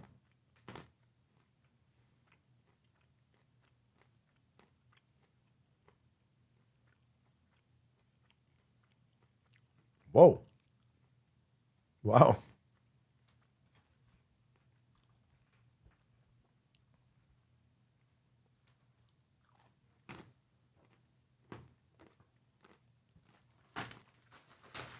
All right. Just need a little snack to get me going.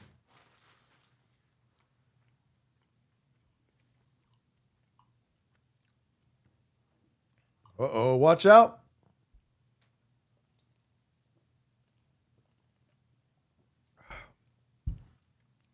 Ooh.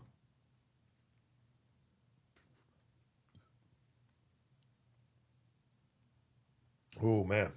Good save there by the defense. Gibster, what's your favorite soccer or football movie? I mean, probably Victory, just because there's... Oh, it's John Terry. Keep your wives safe. Keep your wives away from that, man. Just because I've always had a special place in my heart for that film. Saw it when it came out in the theaters back then. Dragged my dad down to D.C. to see that movie because it wasn't showing in any theaters in Virginia. And I've always had a love for that movie. We're going to talk about it on the Cinephiles. We're not going to do a whole episode on it. It's going to be one of our first one takes, which is a new show we're going to do on the Cinephiles where we just talk about a movie that we like for like an hour and a half. It's going to be evoking the best of the old school way of doing the Cinephiles back in the the first or second seasons we were doing the show. But yeah. I was just snacking on a keto mix from Costco. I got this keto mix from Costco. I took out all the cheese balls and just some of the macadamia nuts. Oh, and pecans. Ooh, go! Ooh, wow! Wow! Holy God! Wow! Wow!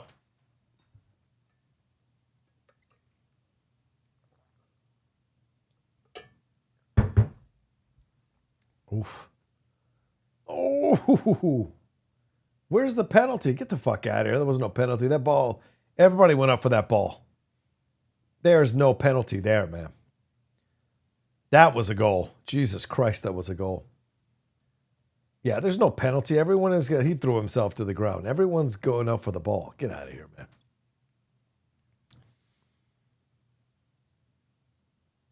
But here's the thing. Here's the thing. Norway. Oh wow. If Kane's having hamstring issues, England is in real fucking trouble. Here's the deal. Norway might get all crazy and start bombing forward, which will leave them exposed for a counterattack. And England is a great counterattacking team.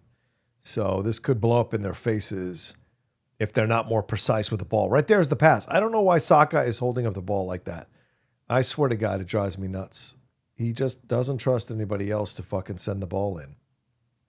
Meanwhile, his crosses have not been that great in this game. So it's an interesting decision. Saka plays almost like Raheem. He almost has a little bit of that Raheem Sterling energy to him, where he needs to do it all himself.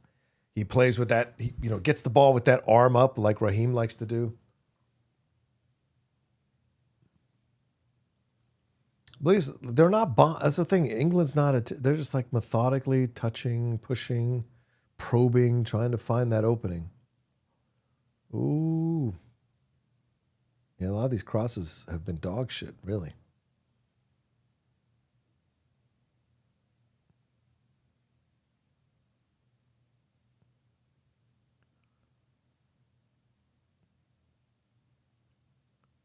Yeah, escape to victory. Yes, yes.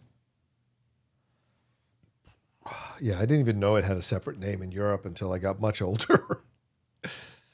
Oh, wow! Wow! So close. Oh my God! Yes, earmuffs. Ooh. Oh man, that was close. Saka. Oh wow! If that has a there's the header from him.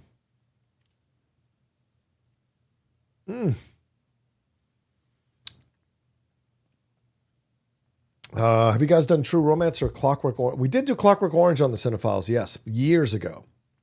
So that episode is up there. We never did True Romance, but that True Romance could be a one shot, a one take. That's why we want to do that one take. We want to do more movies, but we also don't want to give every movie the Cinephiles treatment. So, and I think what we decided is that we're going to make that available for the $10 and above for a week, and then after a week, it's free for everyone else. So that's kind of a motivation for people to jump up, but also a thank you to our $10 and above patron subscribers. So it's kind of but for those who can't jump up, you just wait a week and you'll get the episode. So, and we won't do them like all the time. I don't think. I think maybe once every 2 weeks or once a month. I'm not sure. Because I mean, these shows that we do now are so dense, and the preparation time is so dense. So, yeah.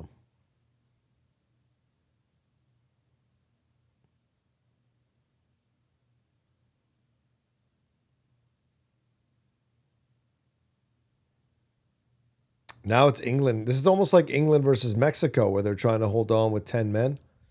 This almost feels a little bit like that, where they're just kind of like riding out the pressure Norway is putting on them. Ooh. Nice job, O'Reilly there. Yeah, is there another soccer? I mean, I know people love the Goal series. I don't think those are really well acted, so I don't really like them. Shaolin Soccer is a lot of fun, of course. I can't remember what the other one is. I mean, I guess Bend It Like Beckham is fine. It's not a bad movie. I like Green Street Hooligans. I know some Brits make fun of that movie, and I respect that. But I do like that movie. I mean, Elijah, I think, is horribly miscast in that film, but whatever.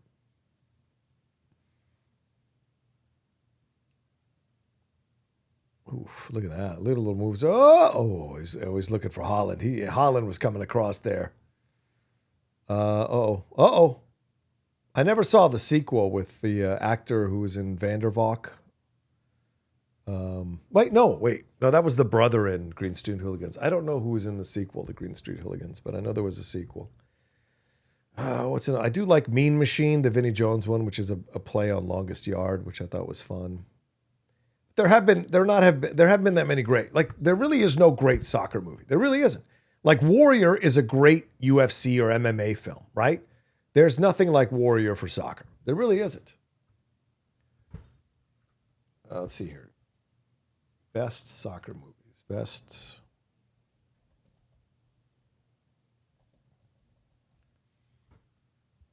$52 best soccer movies ranked by, okay. What the hell is Offside? I don't even know what Offside is. It's an Iranian film? Oh. The Damned United. Well, I mean, The Damned United is good, but it's still not Warrior level, right? The Damned United is good. Michael Sheen, Timothy Spall. That's one of my favorites. I have that on Blu-ray. It's not available in 4K, but I have that on Blu-ray. And I thought Michael Sheen was excellent as Brian Clough in that movie. I really didn't know who Brian Clough was till I saw the movie and then did all this research on him and watched old footage and old YouTube interviews that he has. And that's saying that with his son having played, I think, a season or two for Liverpool. So, but I didn't know too much about Brian Clough till I saw that movie. And then I was like, oh, wait, this was the guy. Because I remember as a kid reading in the newspaper that Nottingham Forest had won like a European Cup. I remember reading that in the Washington Post, but it was such a blurb. But I remember I loved the name because the Sheriff of Nottingham and Robin Hood and all of that. I knew that as a kid, right? So Nottingham Forest, I was like, wait, who's this? What is this? And so as a kid, that's my kid understanding of Nottingham Forest, right? But I didn't get it, right? So when I started doing the research, I was like, oh, that's what I remember reading when I was a young kid. So yeah. What else is there on this? Diego Maradona. Yeah, the documentary on Maradona. I got to interview Asif Kapadia at Collider. Of course, they took all that stuff down. All the shit I did, they took down because they're a bunch of petty fucks. Shaolin Soccer, Bend It Like Beckham, yes. Looking for Eric. Was this the Cantona one? Ken Loach. What? Ken Loach directed a film about Cantona? What? I might need to watch that. Once in a Lifetime, that's an awesome doc on the Cosmos, the New York Cosmos. Next Goal Wins. Uh-oh. Uh-oh. Uh-oh. Uh-oh. Watch out now. That was close. That was dangerous. Ding, ding, ding, ding, ding.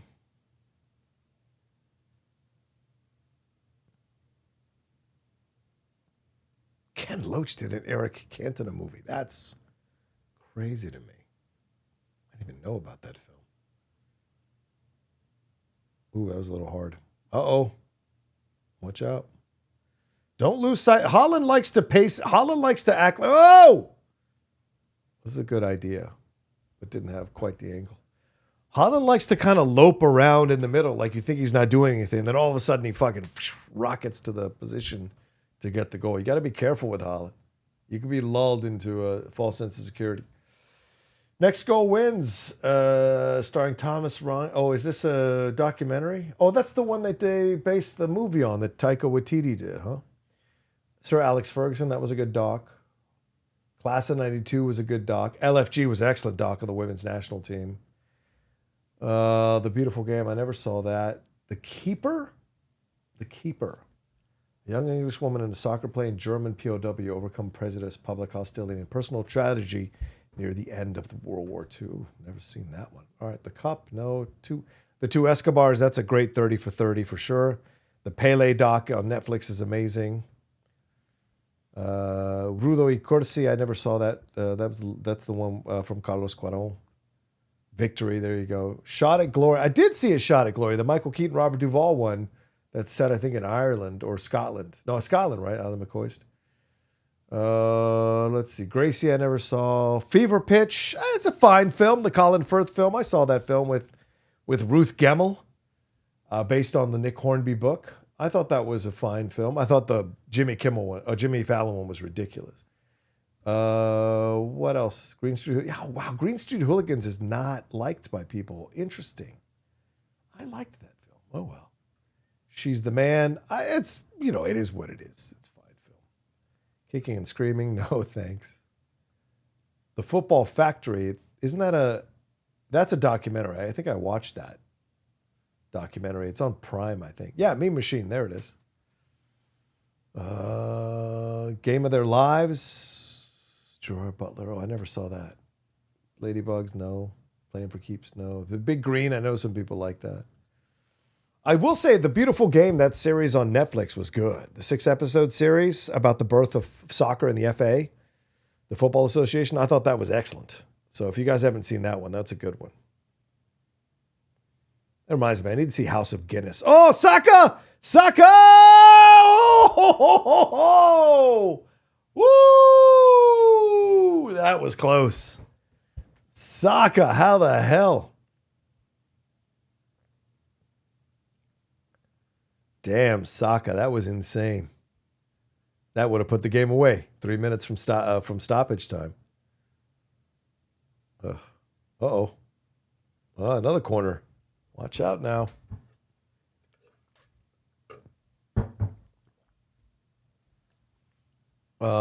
Matt Damon movie was rugby. Oh, yeah. That was rugby. What's it called? Invictus? Invictus, I think is what it was called. Yeah. Steven says, Collider was good when you guys were on. Now it sucks. Yeah. Yeah, but they're getting good traffic. They're getting, they're playing to the younger base. We were the old men. And certainly I got told that by some of the people that worked there. You guys are the old guys. I remember one of the young women who was working there at Collider at the time, when I pitched the idea of the hot mic with me and Jeff, I pitched it all the way back when I was at Collider. Oh, yeah, Harry with a push. She said, oh, yeah, great. That's what we need. Two old men talking about entertainment issues. Yeah, people are going to really watch that. That's what she said to, hey, Suarez. Suarez. And look, I don't see or read her anymore in the space, and the hot mic is still going. So, you never know. People are always going to doubt you. That's why you got to believe in what you believe in, because people are always going to doubt you. Don't listen to them. Always follow your heart or follow your gut. Rocha, the Seahawks just got sold for $9.8 billion. What? Holy shit, really? $9.8 billion for the Seahawks. Woof, daddy. I don't see it on ESPN as a headline, so is that true? Maybe they're still writing it. The Bucks bring back Gary Trent Jr. for 4 years, $64 million. Someone asked earlier, who was it who asked, what financial advice do you wish you'd gotten 10 years ago? I'll tell you what financial advice I wish I had gotten 40 years ago. Learn to be a great basketball player. Well, then again, at my age, I wouldn't be able to reap the benefits. I guess I would tell young people now, learn to play basketball, because the amount of salaries for just good to decent NBA players is out of fucking control, man. Some of the numbers that some of these players are getting, it just utterly shocks me. Utterly shocks. $12 million a year. Somebody's making 40-something million next year, and they're not even a fucking starter. Or 30-something million a year. So I was like, what the hell? And then you got LeBron going, I just want to be happy. I'll pay for the... Oh, that was a bad pass. Why the fuck would you pass it like that, man? Why not give him a chance to get the ball? 7 minutes of stoppage time. Let me put that in. Oh! Holy shit! Woo! What'd I tell you? That's why you don't dance with the ball. You don't dance with the ball, people. You don't dance with the ball. You get rid of it as soon as possible. Oh, my. That was almost a Darwin Nunez special, for those of you who get that reference. Oh, Schefter and Rappaport are reporting it? Okay, bro. I will take a look at it. This is going to be a hell of a 7 minutes, so let's stay on this. Uh-oh. Spence might have lost it himself playing around with a fucking ball. The irony.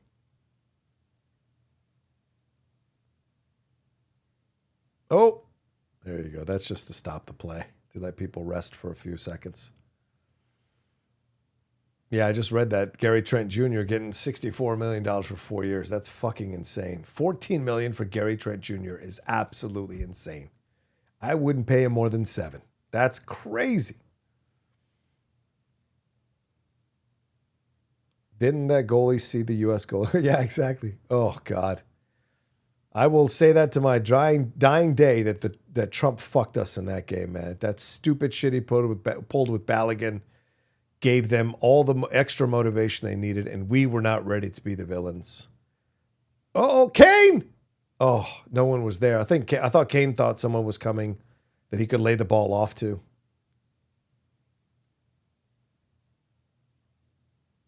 Oh, man, are we going to fucking extra time? God damn it!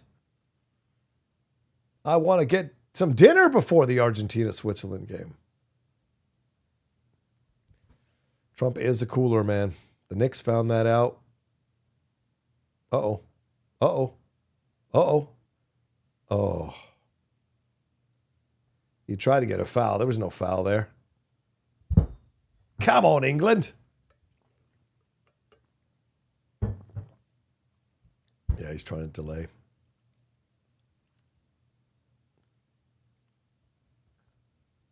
You need to roll your ass out of here, or I'm going to bring the medical team on.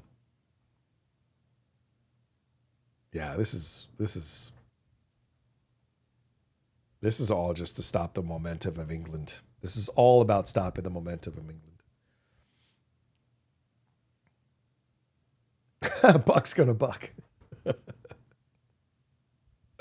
Maybe that's the advice 10 years ago. Go be a sports agent and get some players who you can make money off of. There's the Brits. 1960. That's Bobby Moore there, right? Yeah, Bobby Moore to Harry Kane. Isn't Bobby Moore in... Wait, or is it Bobby... I think it's Bobby Moore in Victory. Isn't Bobby Moore in Victory? I'm pretty sure it is. Pass me the ball, Hatch. Pass me the ball.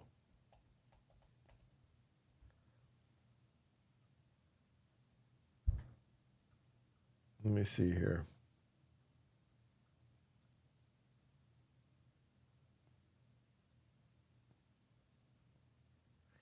Yabo Yablonsky wrote Victory. I don't even know who that is. Wow. Evan Jones. What did Evan Jones write?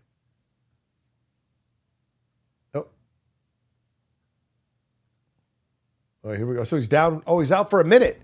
So they have a one-man advantage here for a minute, England does. Take advantage of it. Put it in there. Hoof it in there, man. I mean, if they kick this ball around for a minute without a cross, are you fucking kidding me? When you have a fucking... What the hell, man? Oh, come on, Eza. Oof. Oof. What are they doing? You have a man advantage. Send a cross in there. Oh, Lord. Now. There it is. Oh. Ooh, was that a corner or a goal? Oh, Jude couldn't get his head on it. Oof. Almost. Oof. Look at those hands going up. Wow.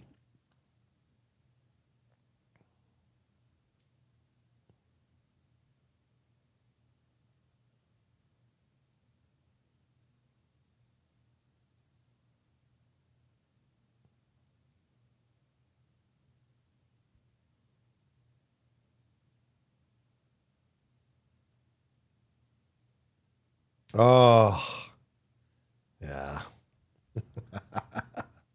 He tried. He tried. Yeah, Bobby Moore is in there. Osvaldo Ardiles of Argentina. Paul Van Himst. Co Prince. I remember Co Prince who played for Holland. John Wark, yeah, the Scottish player is in this. Do I remember anybody else in this? Werner Roth, right.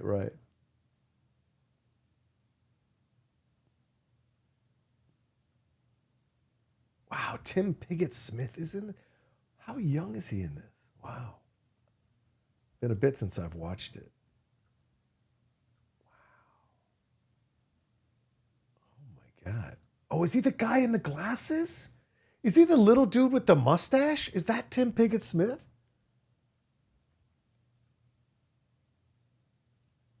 Wait. Hold on.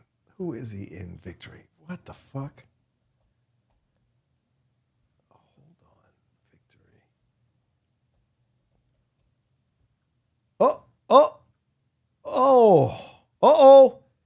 Uh-oh. Is that a red?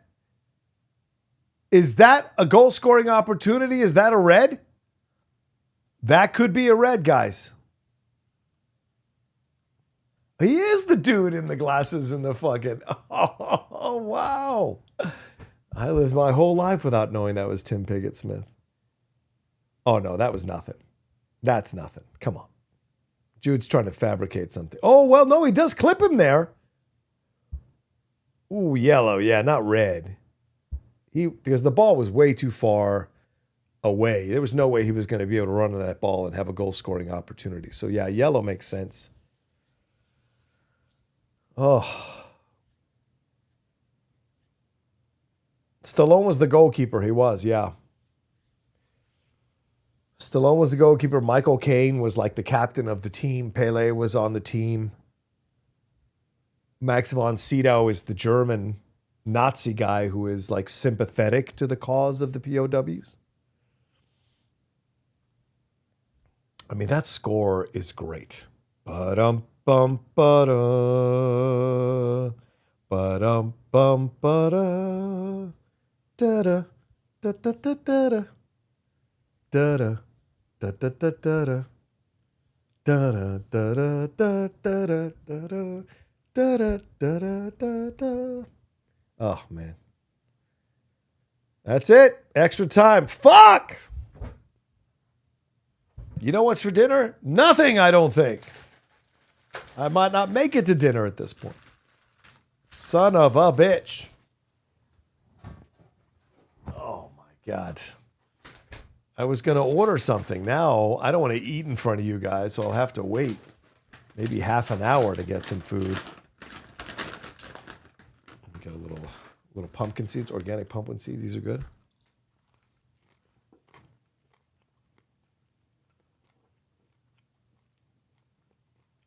Yeah.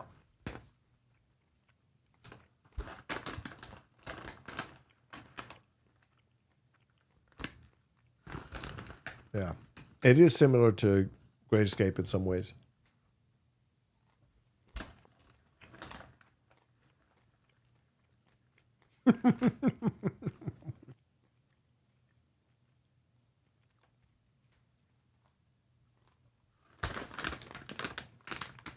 All right.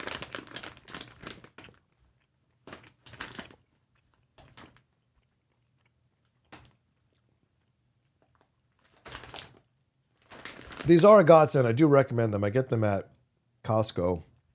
They have low carbohydrates, good protein. It does have a lot of sodium, 180 milligrams sodium per quarter cup, but with the diet I'm on, the sodium is not an issue.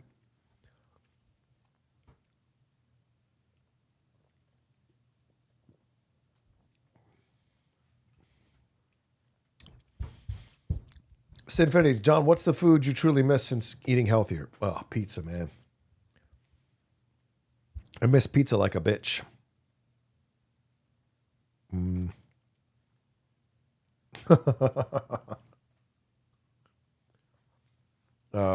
Yeah, probably pizza and spaghetti. I miss spaghetti and meatballs. I haven't had spaghetti and meatballs since I started this thing. But yeah, those are the things I miss the most. I still occasionally, I get to cheat once or twice a week. So I'll have like a McDonald's breakfast, or I'll get a Dairy Queen Blizzard. But let me tell you something. The reason they tell you, the thing I discovered about this whole thing, because I used to read the rock stuff, and all these people are like, oh yeah, if you eat healthy, just cheat one time, cheat once a week. It's great for you to cheat once a week. The reason they tell you, and this is the thing they don't tell you, which is the follow-up. The reason it's good to cheat once a week is because you see what that food does to your body. Now, you are indulging in it, so you get to have, you know, everything you've wanted to eat, which is like a pizza or a sloppy burger with like cheese and fucking Thousand Islands and all of that. But like, the reason it's important to cheat once a week is because you see how your body completely shuts down or rejects that food, and your stomach does somersaults because you've trained your body not to need that kind of stuff. And when you add that shitty stuff into your body, your sugar spikes, your like blood, all of that spikes. So you're riding a fucking roller coaster and it messes with your stomach. So that's why they tell you that. I'll get pizza in your honor tonight. Thank you, Sinfinity. What's your favorite pizza? Oh, you know, I'm not too adventurous. I love the Pizza Hut pan pizza. With like, I like to get the Supreme. I'm a big fan of the Supreme, but I do like to replace the sausage with chicken. So I will get chicken, pepperoni. Right? Isn't that right? What else is the other meat? Oh, and ham. Chicken, pepperoni, ham. Sometimes I'll replace the ham since I have the pepperoni already, and I'll do chicken, pepperoni, and sausage with olives, green peppers, spinach, and mushrooms. And then I'll get extra sauce. I'm not a big extra cheese guy, but extra sauce, that is actually my jam.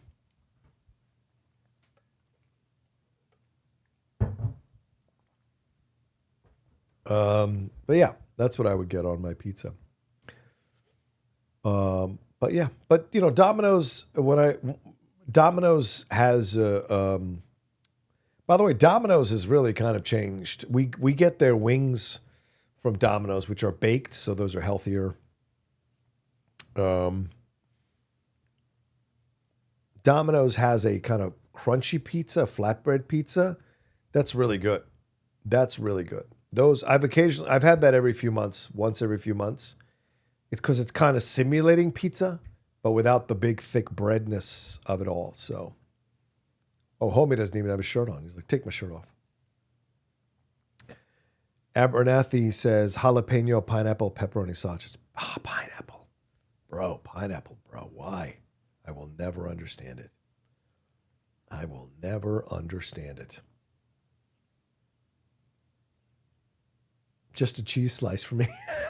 I suppose that's fine. Yeah, Costco does that, cheese slices, cheese and pepperoni. Yeah, the Domino wings are great. And they're the healthiest things on the menu because they're baked. But Domino's has gotten so much better than Pizza Hut, in my opinion. Although Pizza Hut's still so fucking good. If you're going to get fast, like Pizza Hut is the best pizza out there. I don't care what it says. Better than Papa John's, better than Domino's, better, even though Domino's has gotten way better. Better than any of the other ones. Little Caesars, any of the other ones. All right, here we go. Strap in, everybody. We're here for another 30 minutes. And then possibly penalties. If we can't get goals here from either team, Jesus Christ. And then I'll have 20 minutes to shove down a fucking salad from Rubio's, which is what was my plan for dinner tonight, was my Mercado salad without beans, without rice, without chips, and just 2 little things of salsa with chicken and shrimp. That's usually my meal. And sometimes I get extra lettuce, but that's usually my dinner when I order from Rubio's. Ooh, Saka. Here we go. Oh, terrible, Reese. Terrible. What kind of casual fucking kick was that, man? See how they've shut Haaland down? Haaland has barely touched the ball, right? They basically dared the other players to beat them. And they almost did, to be fair. But they did. So it's 1-1 right now. Oh, is that going to be a corner? Why is he shielding? That's a corner, man. Yeah, that's totally a corner. Nope, that's totally a corner. Oh, shit, I got 7 text messages. Hold on. Hold on, people. Who is texting me? Oh. Oh. Oh. Oh, that's so cute. Look at those girls.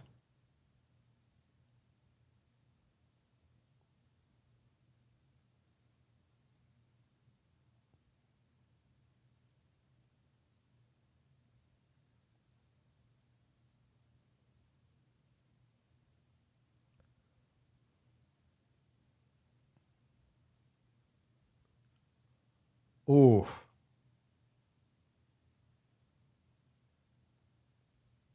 Saka, there it is. Oh, Harry Kane. Oh, wait, it's not over yet. Wow.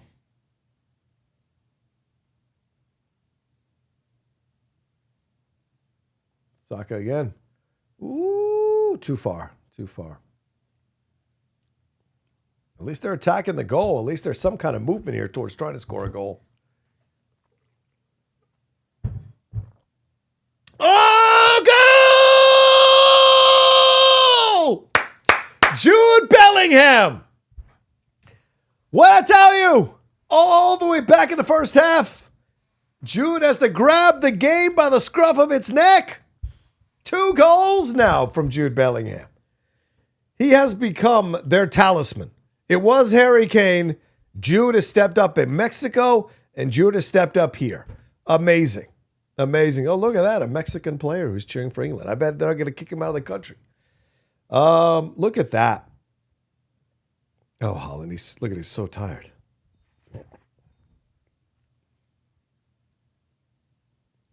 Jude Bellingham.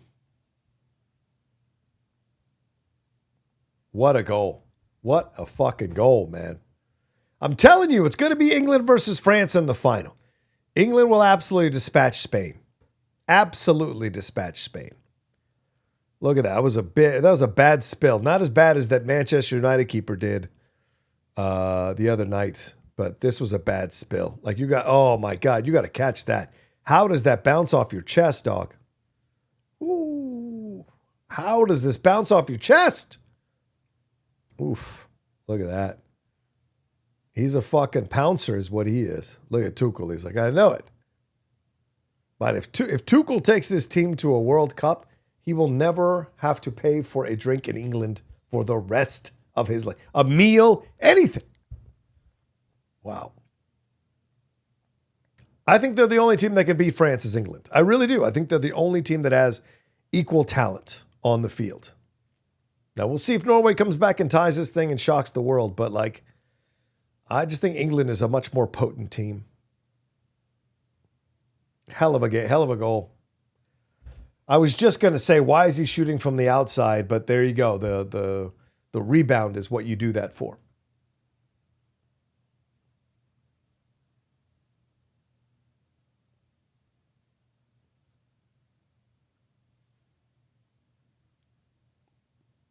Oh, yeah. Sorry, I got to adjust the time, right? Oh, yeah. Thanks. You guys have to remind me sometimes. I forget. Uh-oh. Where are we at here? 95? Okay.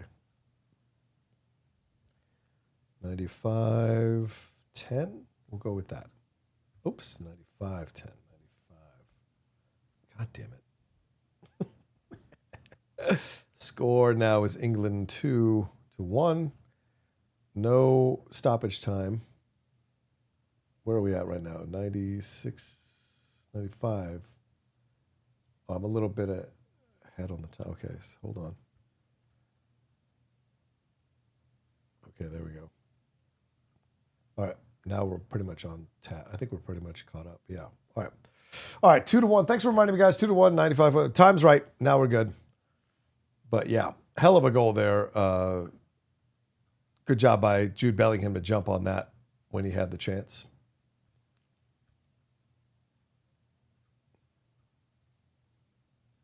Oh, wow. A group led by San Francisco 49ers limited partner Vinod Khosla has agreed to purchase the Seattle Seahawks. Terms of the deal were not disclosed. What? A member of the 49ers ownership team has bought the Seahawks? $9.6 billion. As part of the deal, the Khosla family will be required to relinquish its ownership stake in the 49ers. Owners have been given a date in late August to keep open for a special meeting to approve the deal. Wow. Vinod Khosla already had a statement. We are honored to be entrusted as the next stewards of the Seattle Seahawks. We look forward to building on the winning legacy Paul Allen created and to earning the trust of the Seahawks organization and fans everywhere. Wow. I don't know anything about this guy. So, is there controversy around this dude? Is he a chill dude? Is he a good guy? What's the deal here?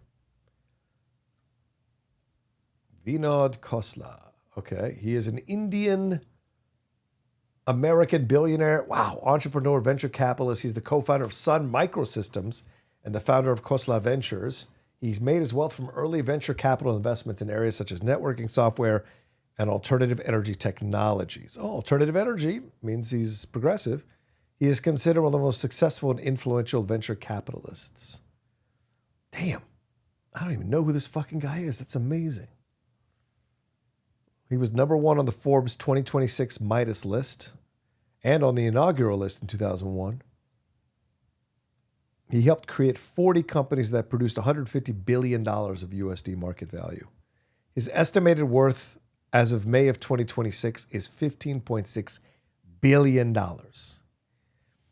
He was born to a Punjabi Indian family in Pune, Maharashtra. In 1955, his father was an officer in the Indian Army. Posted to New Delhi in India, his father wanted him to join the army. He attended Mount St. Mary's School in New Delhi. He became interested in entrepreneurship after reading about the founding of Intel in Electronic Engineering Times as a teenager, which led him to pursue tech as a career and found his own business. Wow.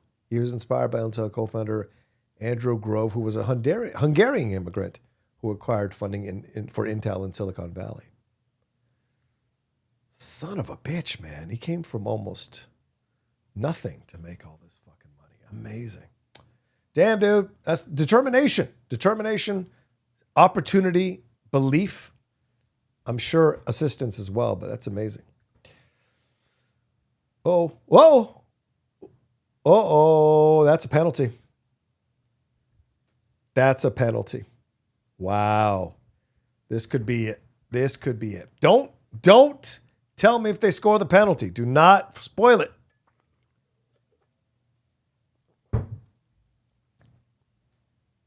Oh, sorry. Thanks for correcting me. Yes, England is not playing Spain. Sorry, they will play the winner of Switzerland, Argentina. I think England beats Argentina. I think England definitely beats Switzerland.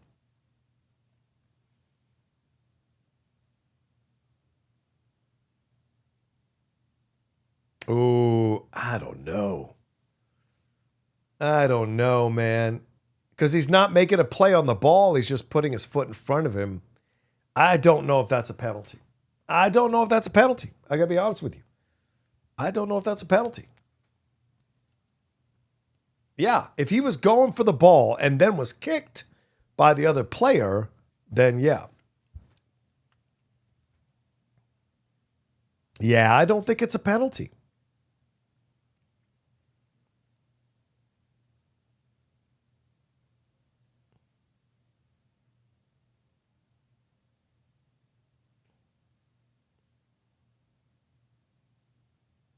Oh, he's going to take a look at it. Oh, yeah. I don't think it's a penalty.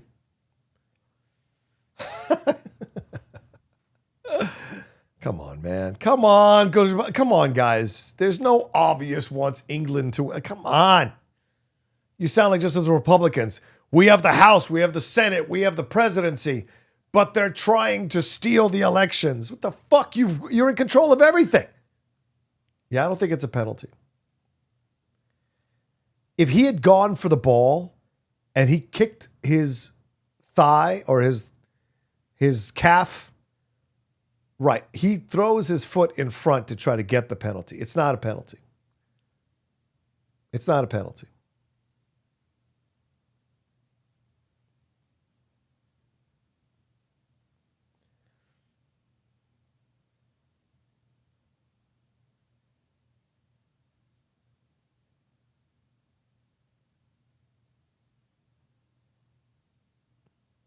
Yeah, no penalty. Yeah, that's fair. That's a good call.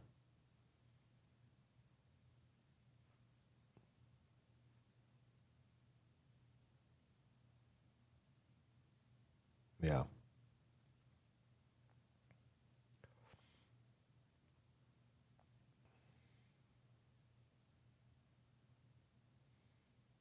Yeah, I mean, come on. If he was going for the ball, like that's different, but that's not a penalty. Yeah, I'm glad they looked at it. Watch out. This could motivate the Norwegians too, man. This could be dangerous because Spence was trying to fabricate it, and that could be bad energy for the Norwegians trying to fabricate that shit, trying to trick the ref. They could find extra motivation. I tell you guys, you fuck with the rules of the game, you fuck with the spirit of the game, it will bite you in the ass more often than not. So be careful. The Norwegians could come down here and score tied up going into extra time. And we know England and penalties at the World Cup. It's not a good record. So all that great feeling over Jude could be dashed to the rocks if Norway scores here.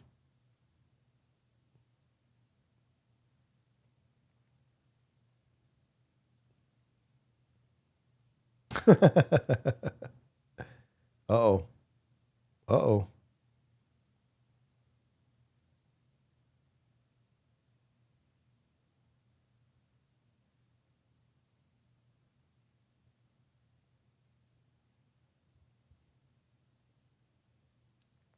I don't understand.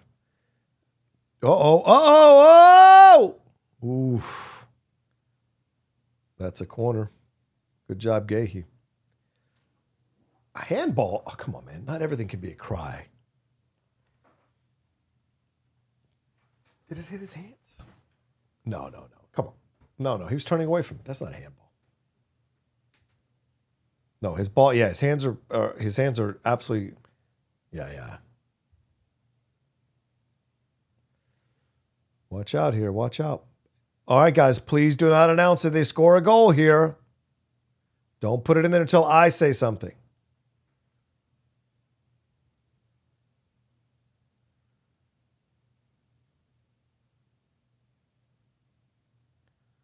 Ooh, got it out. All right. Watch out now. All right, I think we're a minute away from the end of the first penalty, or first extra time. Don't know if maybe they'll do a minute of stoppage time on that.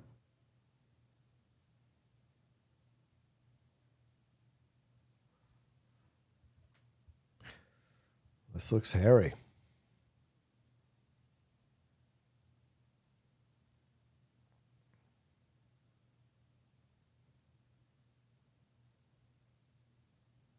Uh-oh. Ooh, Pickford's on it. All right.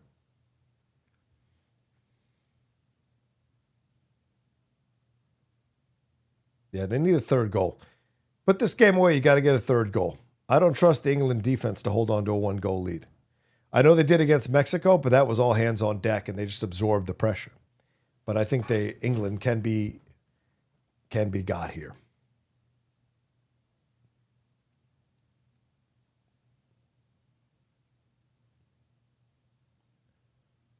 Let's see here.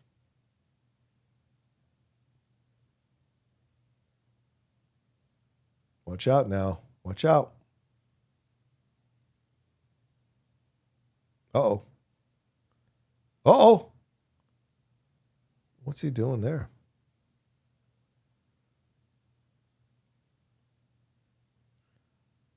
Oof. Yeah, they're tired. Oh, 3 minutes of stoppage time. Wow.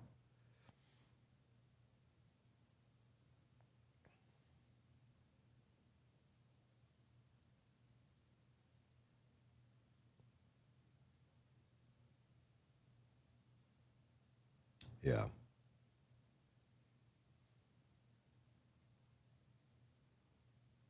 Oh. Watch out now.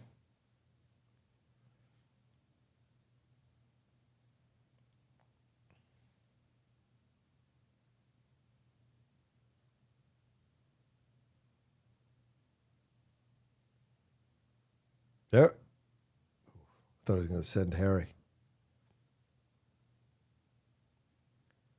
Saka. Oh! Eze.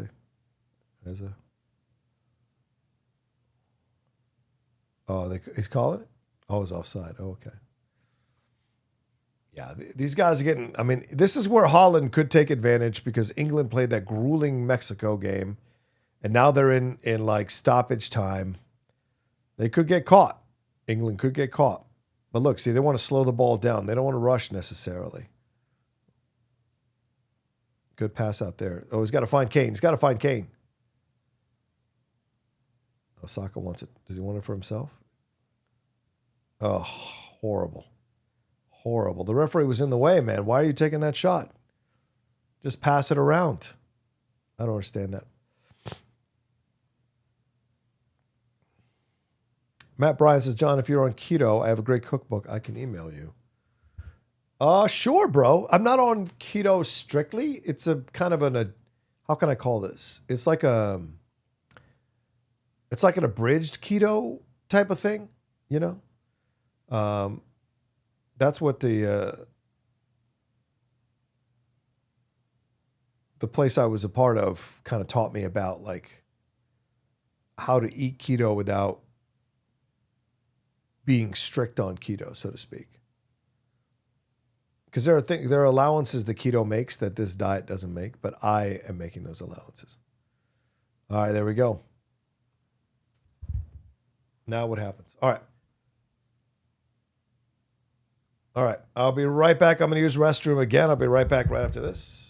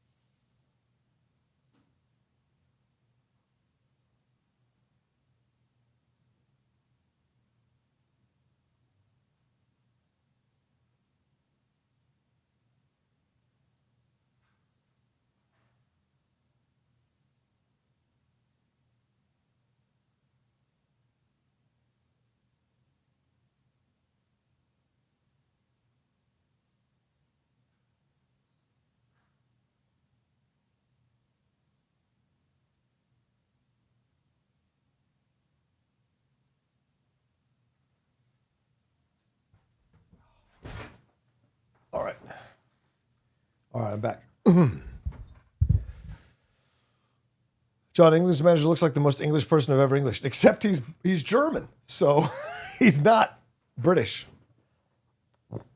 Yeah, exactly. There you go, Gipster. He is German. Thomas Tuchel. He coached Chelsea a few years ago, I think, to the Champions League final, to the win. I think they won the Champions League the year he managed them, I believe.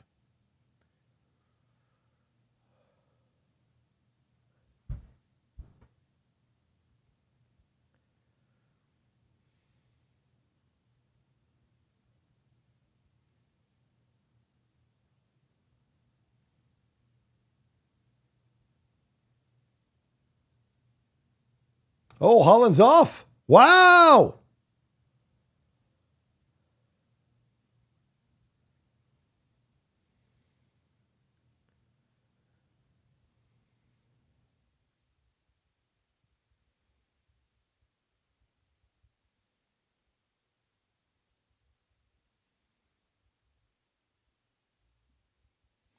Talking to my lady outlaw. She's watching it at her sister's. Dude, I'm starving, by the way, doing this watch along. And didn't eat lunch.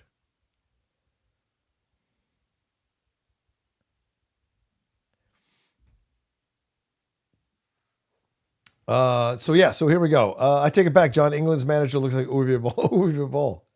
There you go. Nice. All right. See, do I have any other Streamlabs or Super Chats that have come through? I want to make sure I answer. Oh, John, Eric Kirby. Eric, hey, John, Corey from Double Toasted just did an interview with Uwe Boll about his latest film, and it was good. He didn't back down. It was good stuff. Oh, I wish I was big enough to get Uwe Boll on my channel. I'd absolutely go toe-to-toe with him on this shit. That's great. I love that Corey did that. Fred Tassick says, favorite John Hughes film, Some Kind of Wonderful for me. Oh, yeah, Some Kind of Wonderful is great. Some Kind of Wonderful is one that people don't talk about enough. It's a shame. I was watching some snippets of that. Okay, am I right on the time? The other day, I was watching some snippets of that the other day. I forget how great Mary Stuart Masterson is in that movie. And Stoltz, I was never the biggest Eric Stoltz guy. Certainly a good actor. I just was never the biggest Eric Stoltz guy. All right, let's change the time. Where's my, oh shit. Hold on. Overlays. Where the fuck is my overlay? Sorry, guys. I guess I must have gotten out of the, oh, nice cross. Uh-oh. Uh-oh.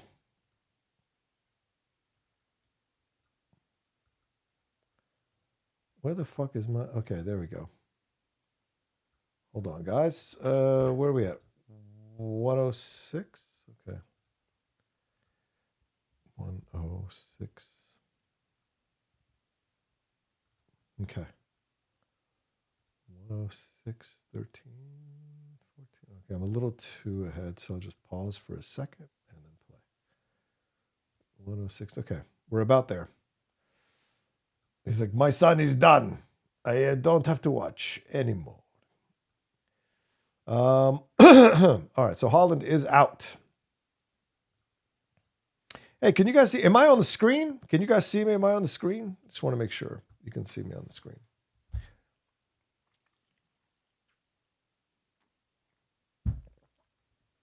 Yes, Infinity. No Haaland in penalties. Once you're subbed out of a soccer/football game, you don't get to come back into the game. Once they sub you out, it's over. It's like chess. Once you move your hand off the piece, it's done. The move is done.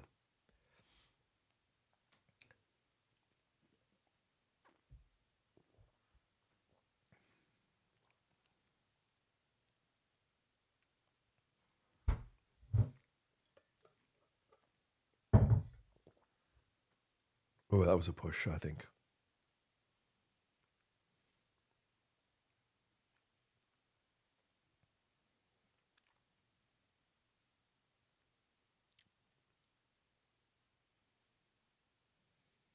Wow.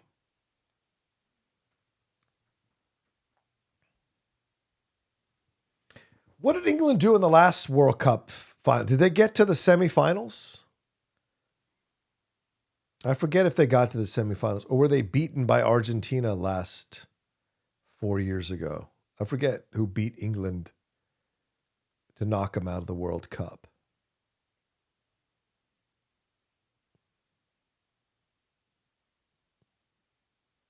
Oh, whoa! What a rocket that was. Goodness gracious. Whoosh. Look at that.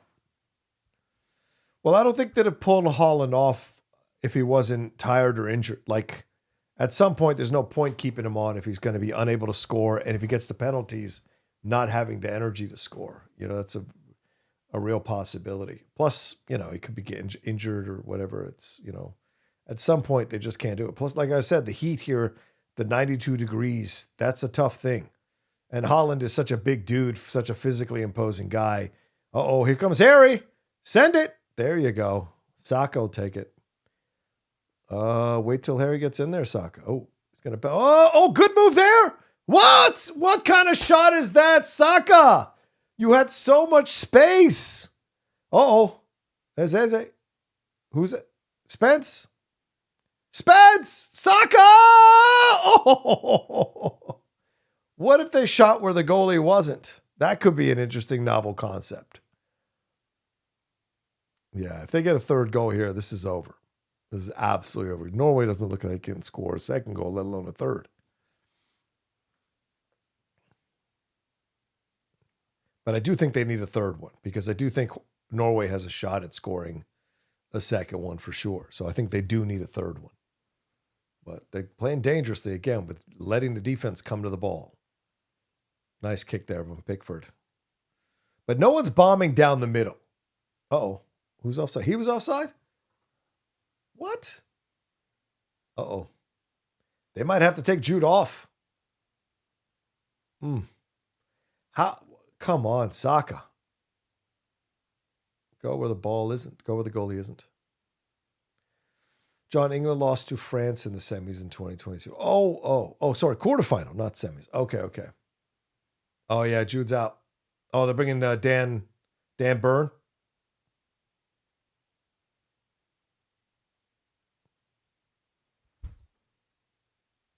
Yeah.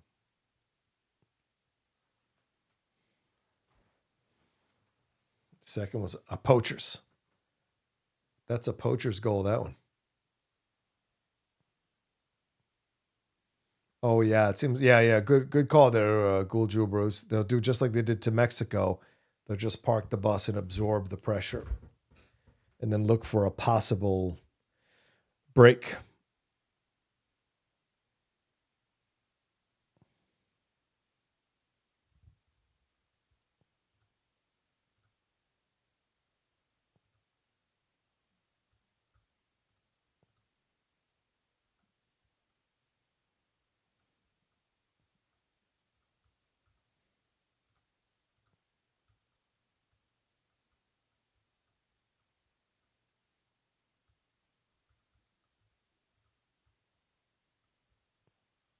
Whoa.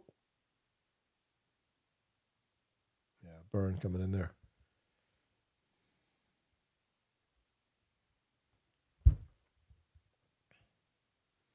Yeah, I remember them getting to the finals the last two Euros because I think they lost to Italy in one of the Euros. I can't remember who they lost to in the other Euro. Oh, did they win that Euro? I can't remember.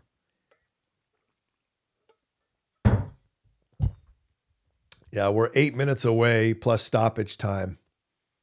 So it's going to take a bit.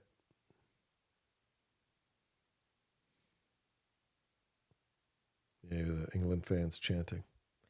That manager cannot come on the field. Like, that could be a yellow card. He can't come on the field. The Norwegian manager, he had his foot on the field.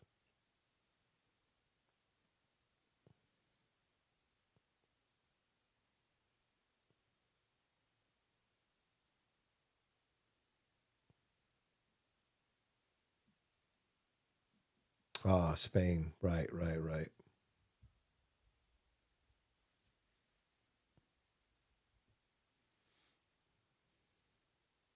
The Lionesses won, though. I think they won the Euro recently. The Euros recently.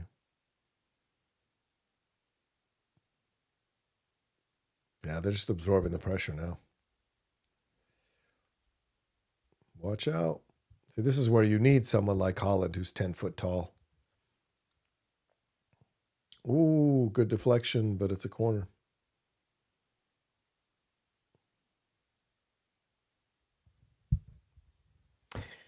I think they have more variety in their attack than Mexico did, so this could be a dangerous strategy that Tuchel is employing because I think the Norwegians have more offensive firepower and more ingenuity with their attack. More variety of ways they can attack in England that is parking the bus like this or sitting on the low block. Ooh, watch out! Oh, man. Wow. How do you fucking blow that, dude? At least not even put it on the frame. There you go. It's coming home, you bastard. Oh. I mean, it could have been a corner, right? It was off Eze.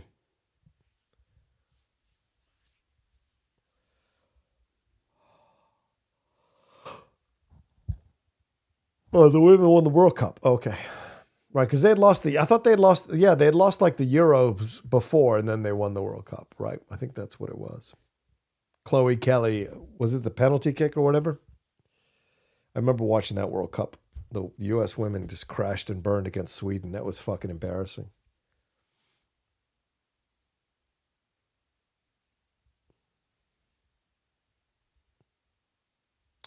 That was a tough. I mean, the World Cup 8 years ago. Oh, oof. Ooh. USA women are the most successful team in football. Yeah, they are. 4 World Cups. And I've been watching the women's team since Michelle Akers was on that team. And then, of course, Mia Hamm after her. So I don't think y'all know how much soccer I watch, how much football I watch. I may not do watch-alongs of everything, but I watch a lot. I've always wanted to do a Liverpool channel because I watch so many. We watch the games together, and she doesn't want to be on camera. So if she was willing to be on camera, we'd have started a Liverpool channel 5 years ago because she is a fucking crazy fan for Liverpool. And she's crazy positive. She is much more, the Lady Outlaw, she's much more hopeful than I am when it comes to watching Liverpool. So she's a big Virgil van Dijk fan, and she misses Luis Diaz like crazy. And she thinks I'm too harsh on Salah, which of course is true. Where's Team Bolivia? We lost in the play-in game. I can't remember who it was we lost to, but was it Iraq? Iraq or Iran? We lost to, I think, one of those teams. After, I think we beat Suriname, but then we lost to Iraq or Iran. I can't remember. God, I was ready to cheer for Bolivia in this World Cup, man. It would have been amazing. I might have even gone to a game in honor of my dad because that was the last time I went to the last time. Sorry, it's a big memory I have of mine. Oh shit. Oh, he hit him. Did he hit him?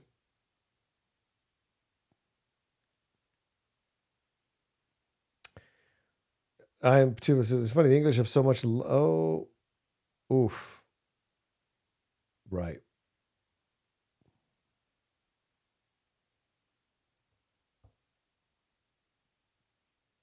Oh, he's complaining that they shouldn't have stopped play.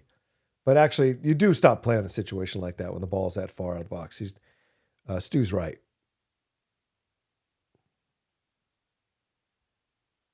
Yeah.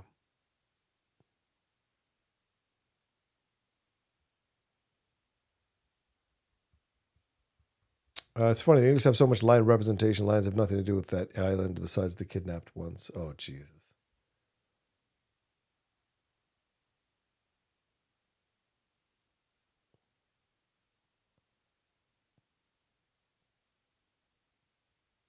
Yeah. Now it's back in. Here we go. Watch out now. Oh.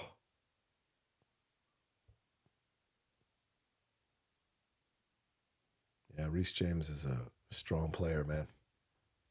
He's no nonsense.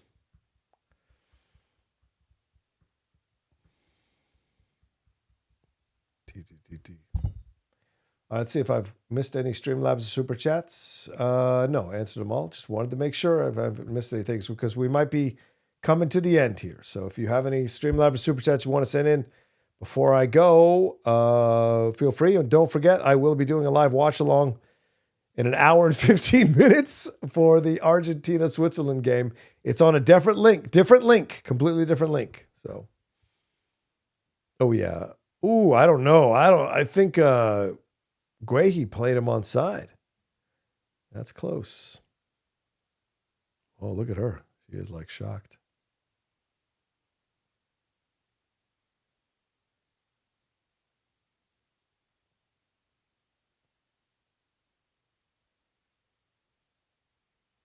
Oof.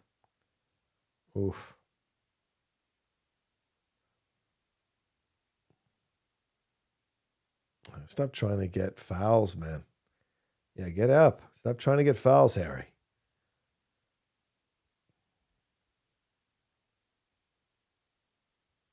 Oof. Uh-oh. Uh-oh. Uh-oh.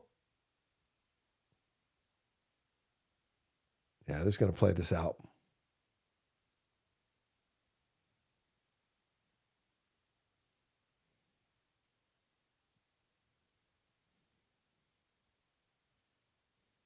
Oh. Oh, almost. Watch out now. Watch out. Dan Byrne. Wow. Jed Spence is so fast, dude.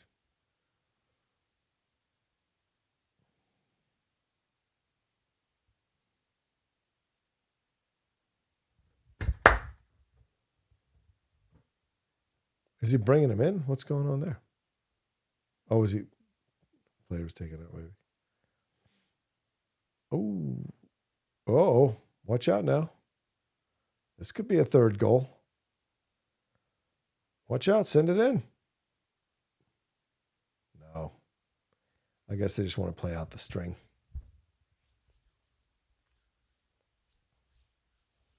I mean, you got to give England a lot of credit for what they've been able to do here and how they've been able to bucker down defensively. Like, that's amazing. You know, sometimes in the past, England's defense has been suspect in these big tournaments. So the fact that they've done this twice now, and you could add the Congo game as well, like 3 really pesky, tough, strong teams, they've held them off.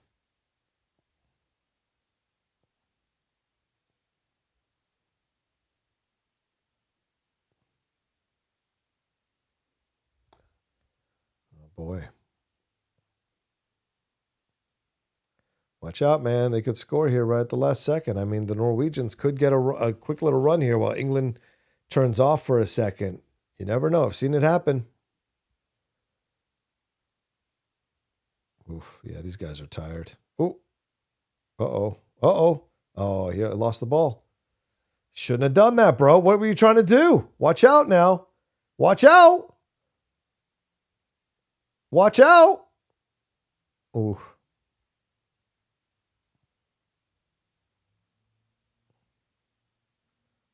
He's got to hoof it. People got to get on side also.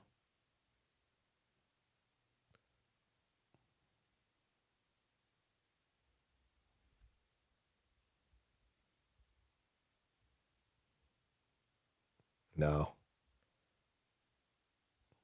That's it. England's done it. On to the semis. Congratulations to them, man. They played their hearts out in the game, and Bellingham saved their asses. Good defense there at the end as well. Very strong defense at the end there as well. Yeah, Harry Kane's wrecked. I don't know if this team has enough energy to get to the final and win it. Like, they are just... Oh, there's Jordan with his broken fucking hand. Jordan. Oh, my God, Jordan. Of course, only Hendo would injure himself jumping over a fucking ad board. I mean, good God almighty. But there you go. England wins this one. I'm cheering for them, so I'm happy they won. We'll see what happens when they take on Argentina or Switzerland. It'll be interesting to see how they play this thing out. So we will see for sure. But they got the job done. That's what matters. So here we go. Argentina. I hope Argentina drives over them. Sure. There we go. So good stuff there for England. Congratulations to them. Congratulations, Jude Bellingham. Thanks everybody who's watching here. No more Streamlabs and Super Chats for this one. Don't forget, I will be back in an hour and 12 minutes for the Argentina-Switzerland game. Come and join me for that as well. Love you guys. Take care of yourselves if you're not joining me. And I'll see you next time. Don't forget, Keep Buddies tomorrow, 9 a.m. PT. We're dropping the episode. Take care until then. Peace, everybody.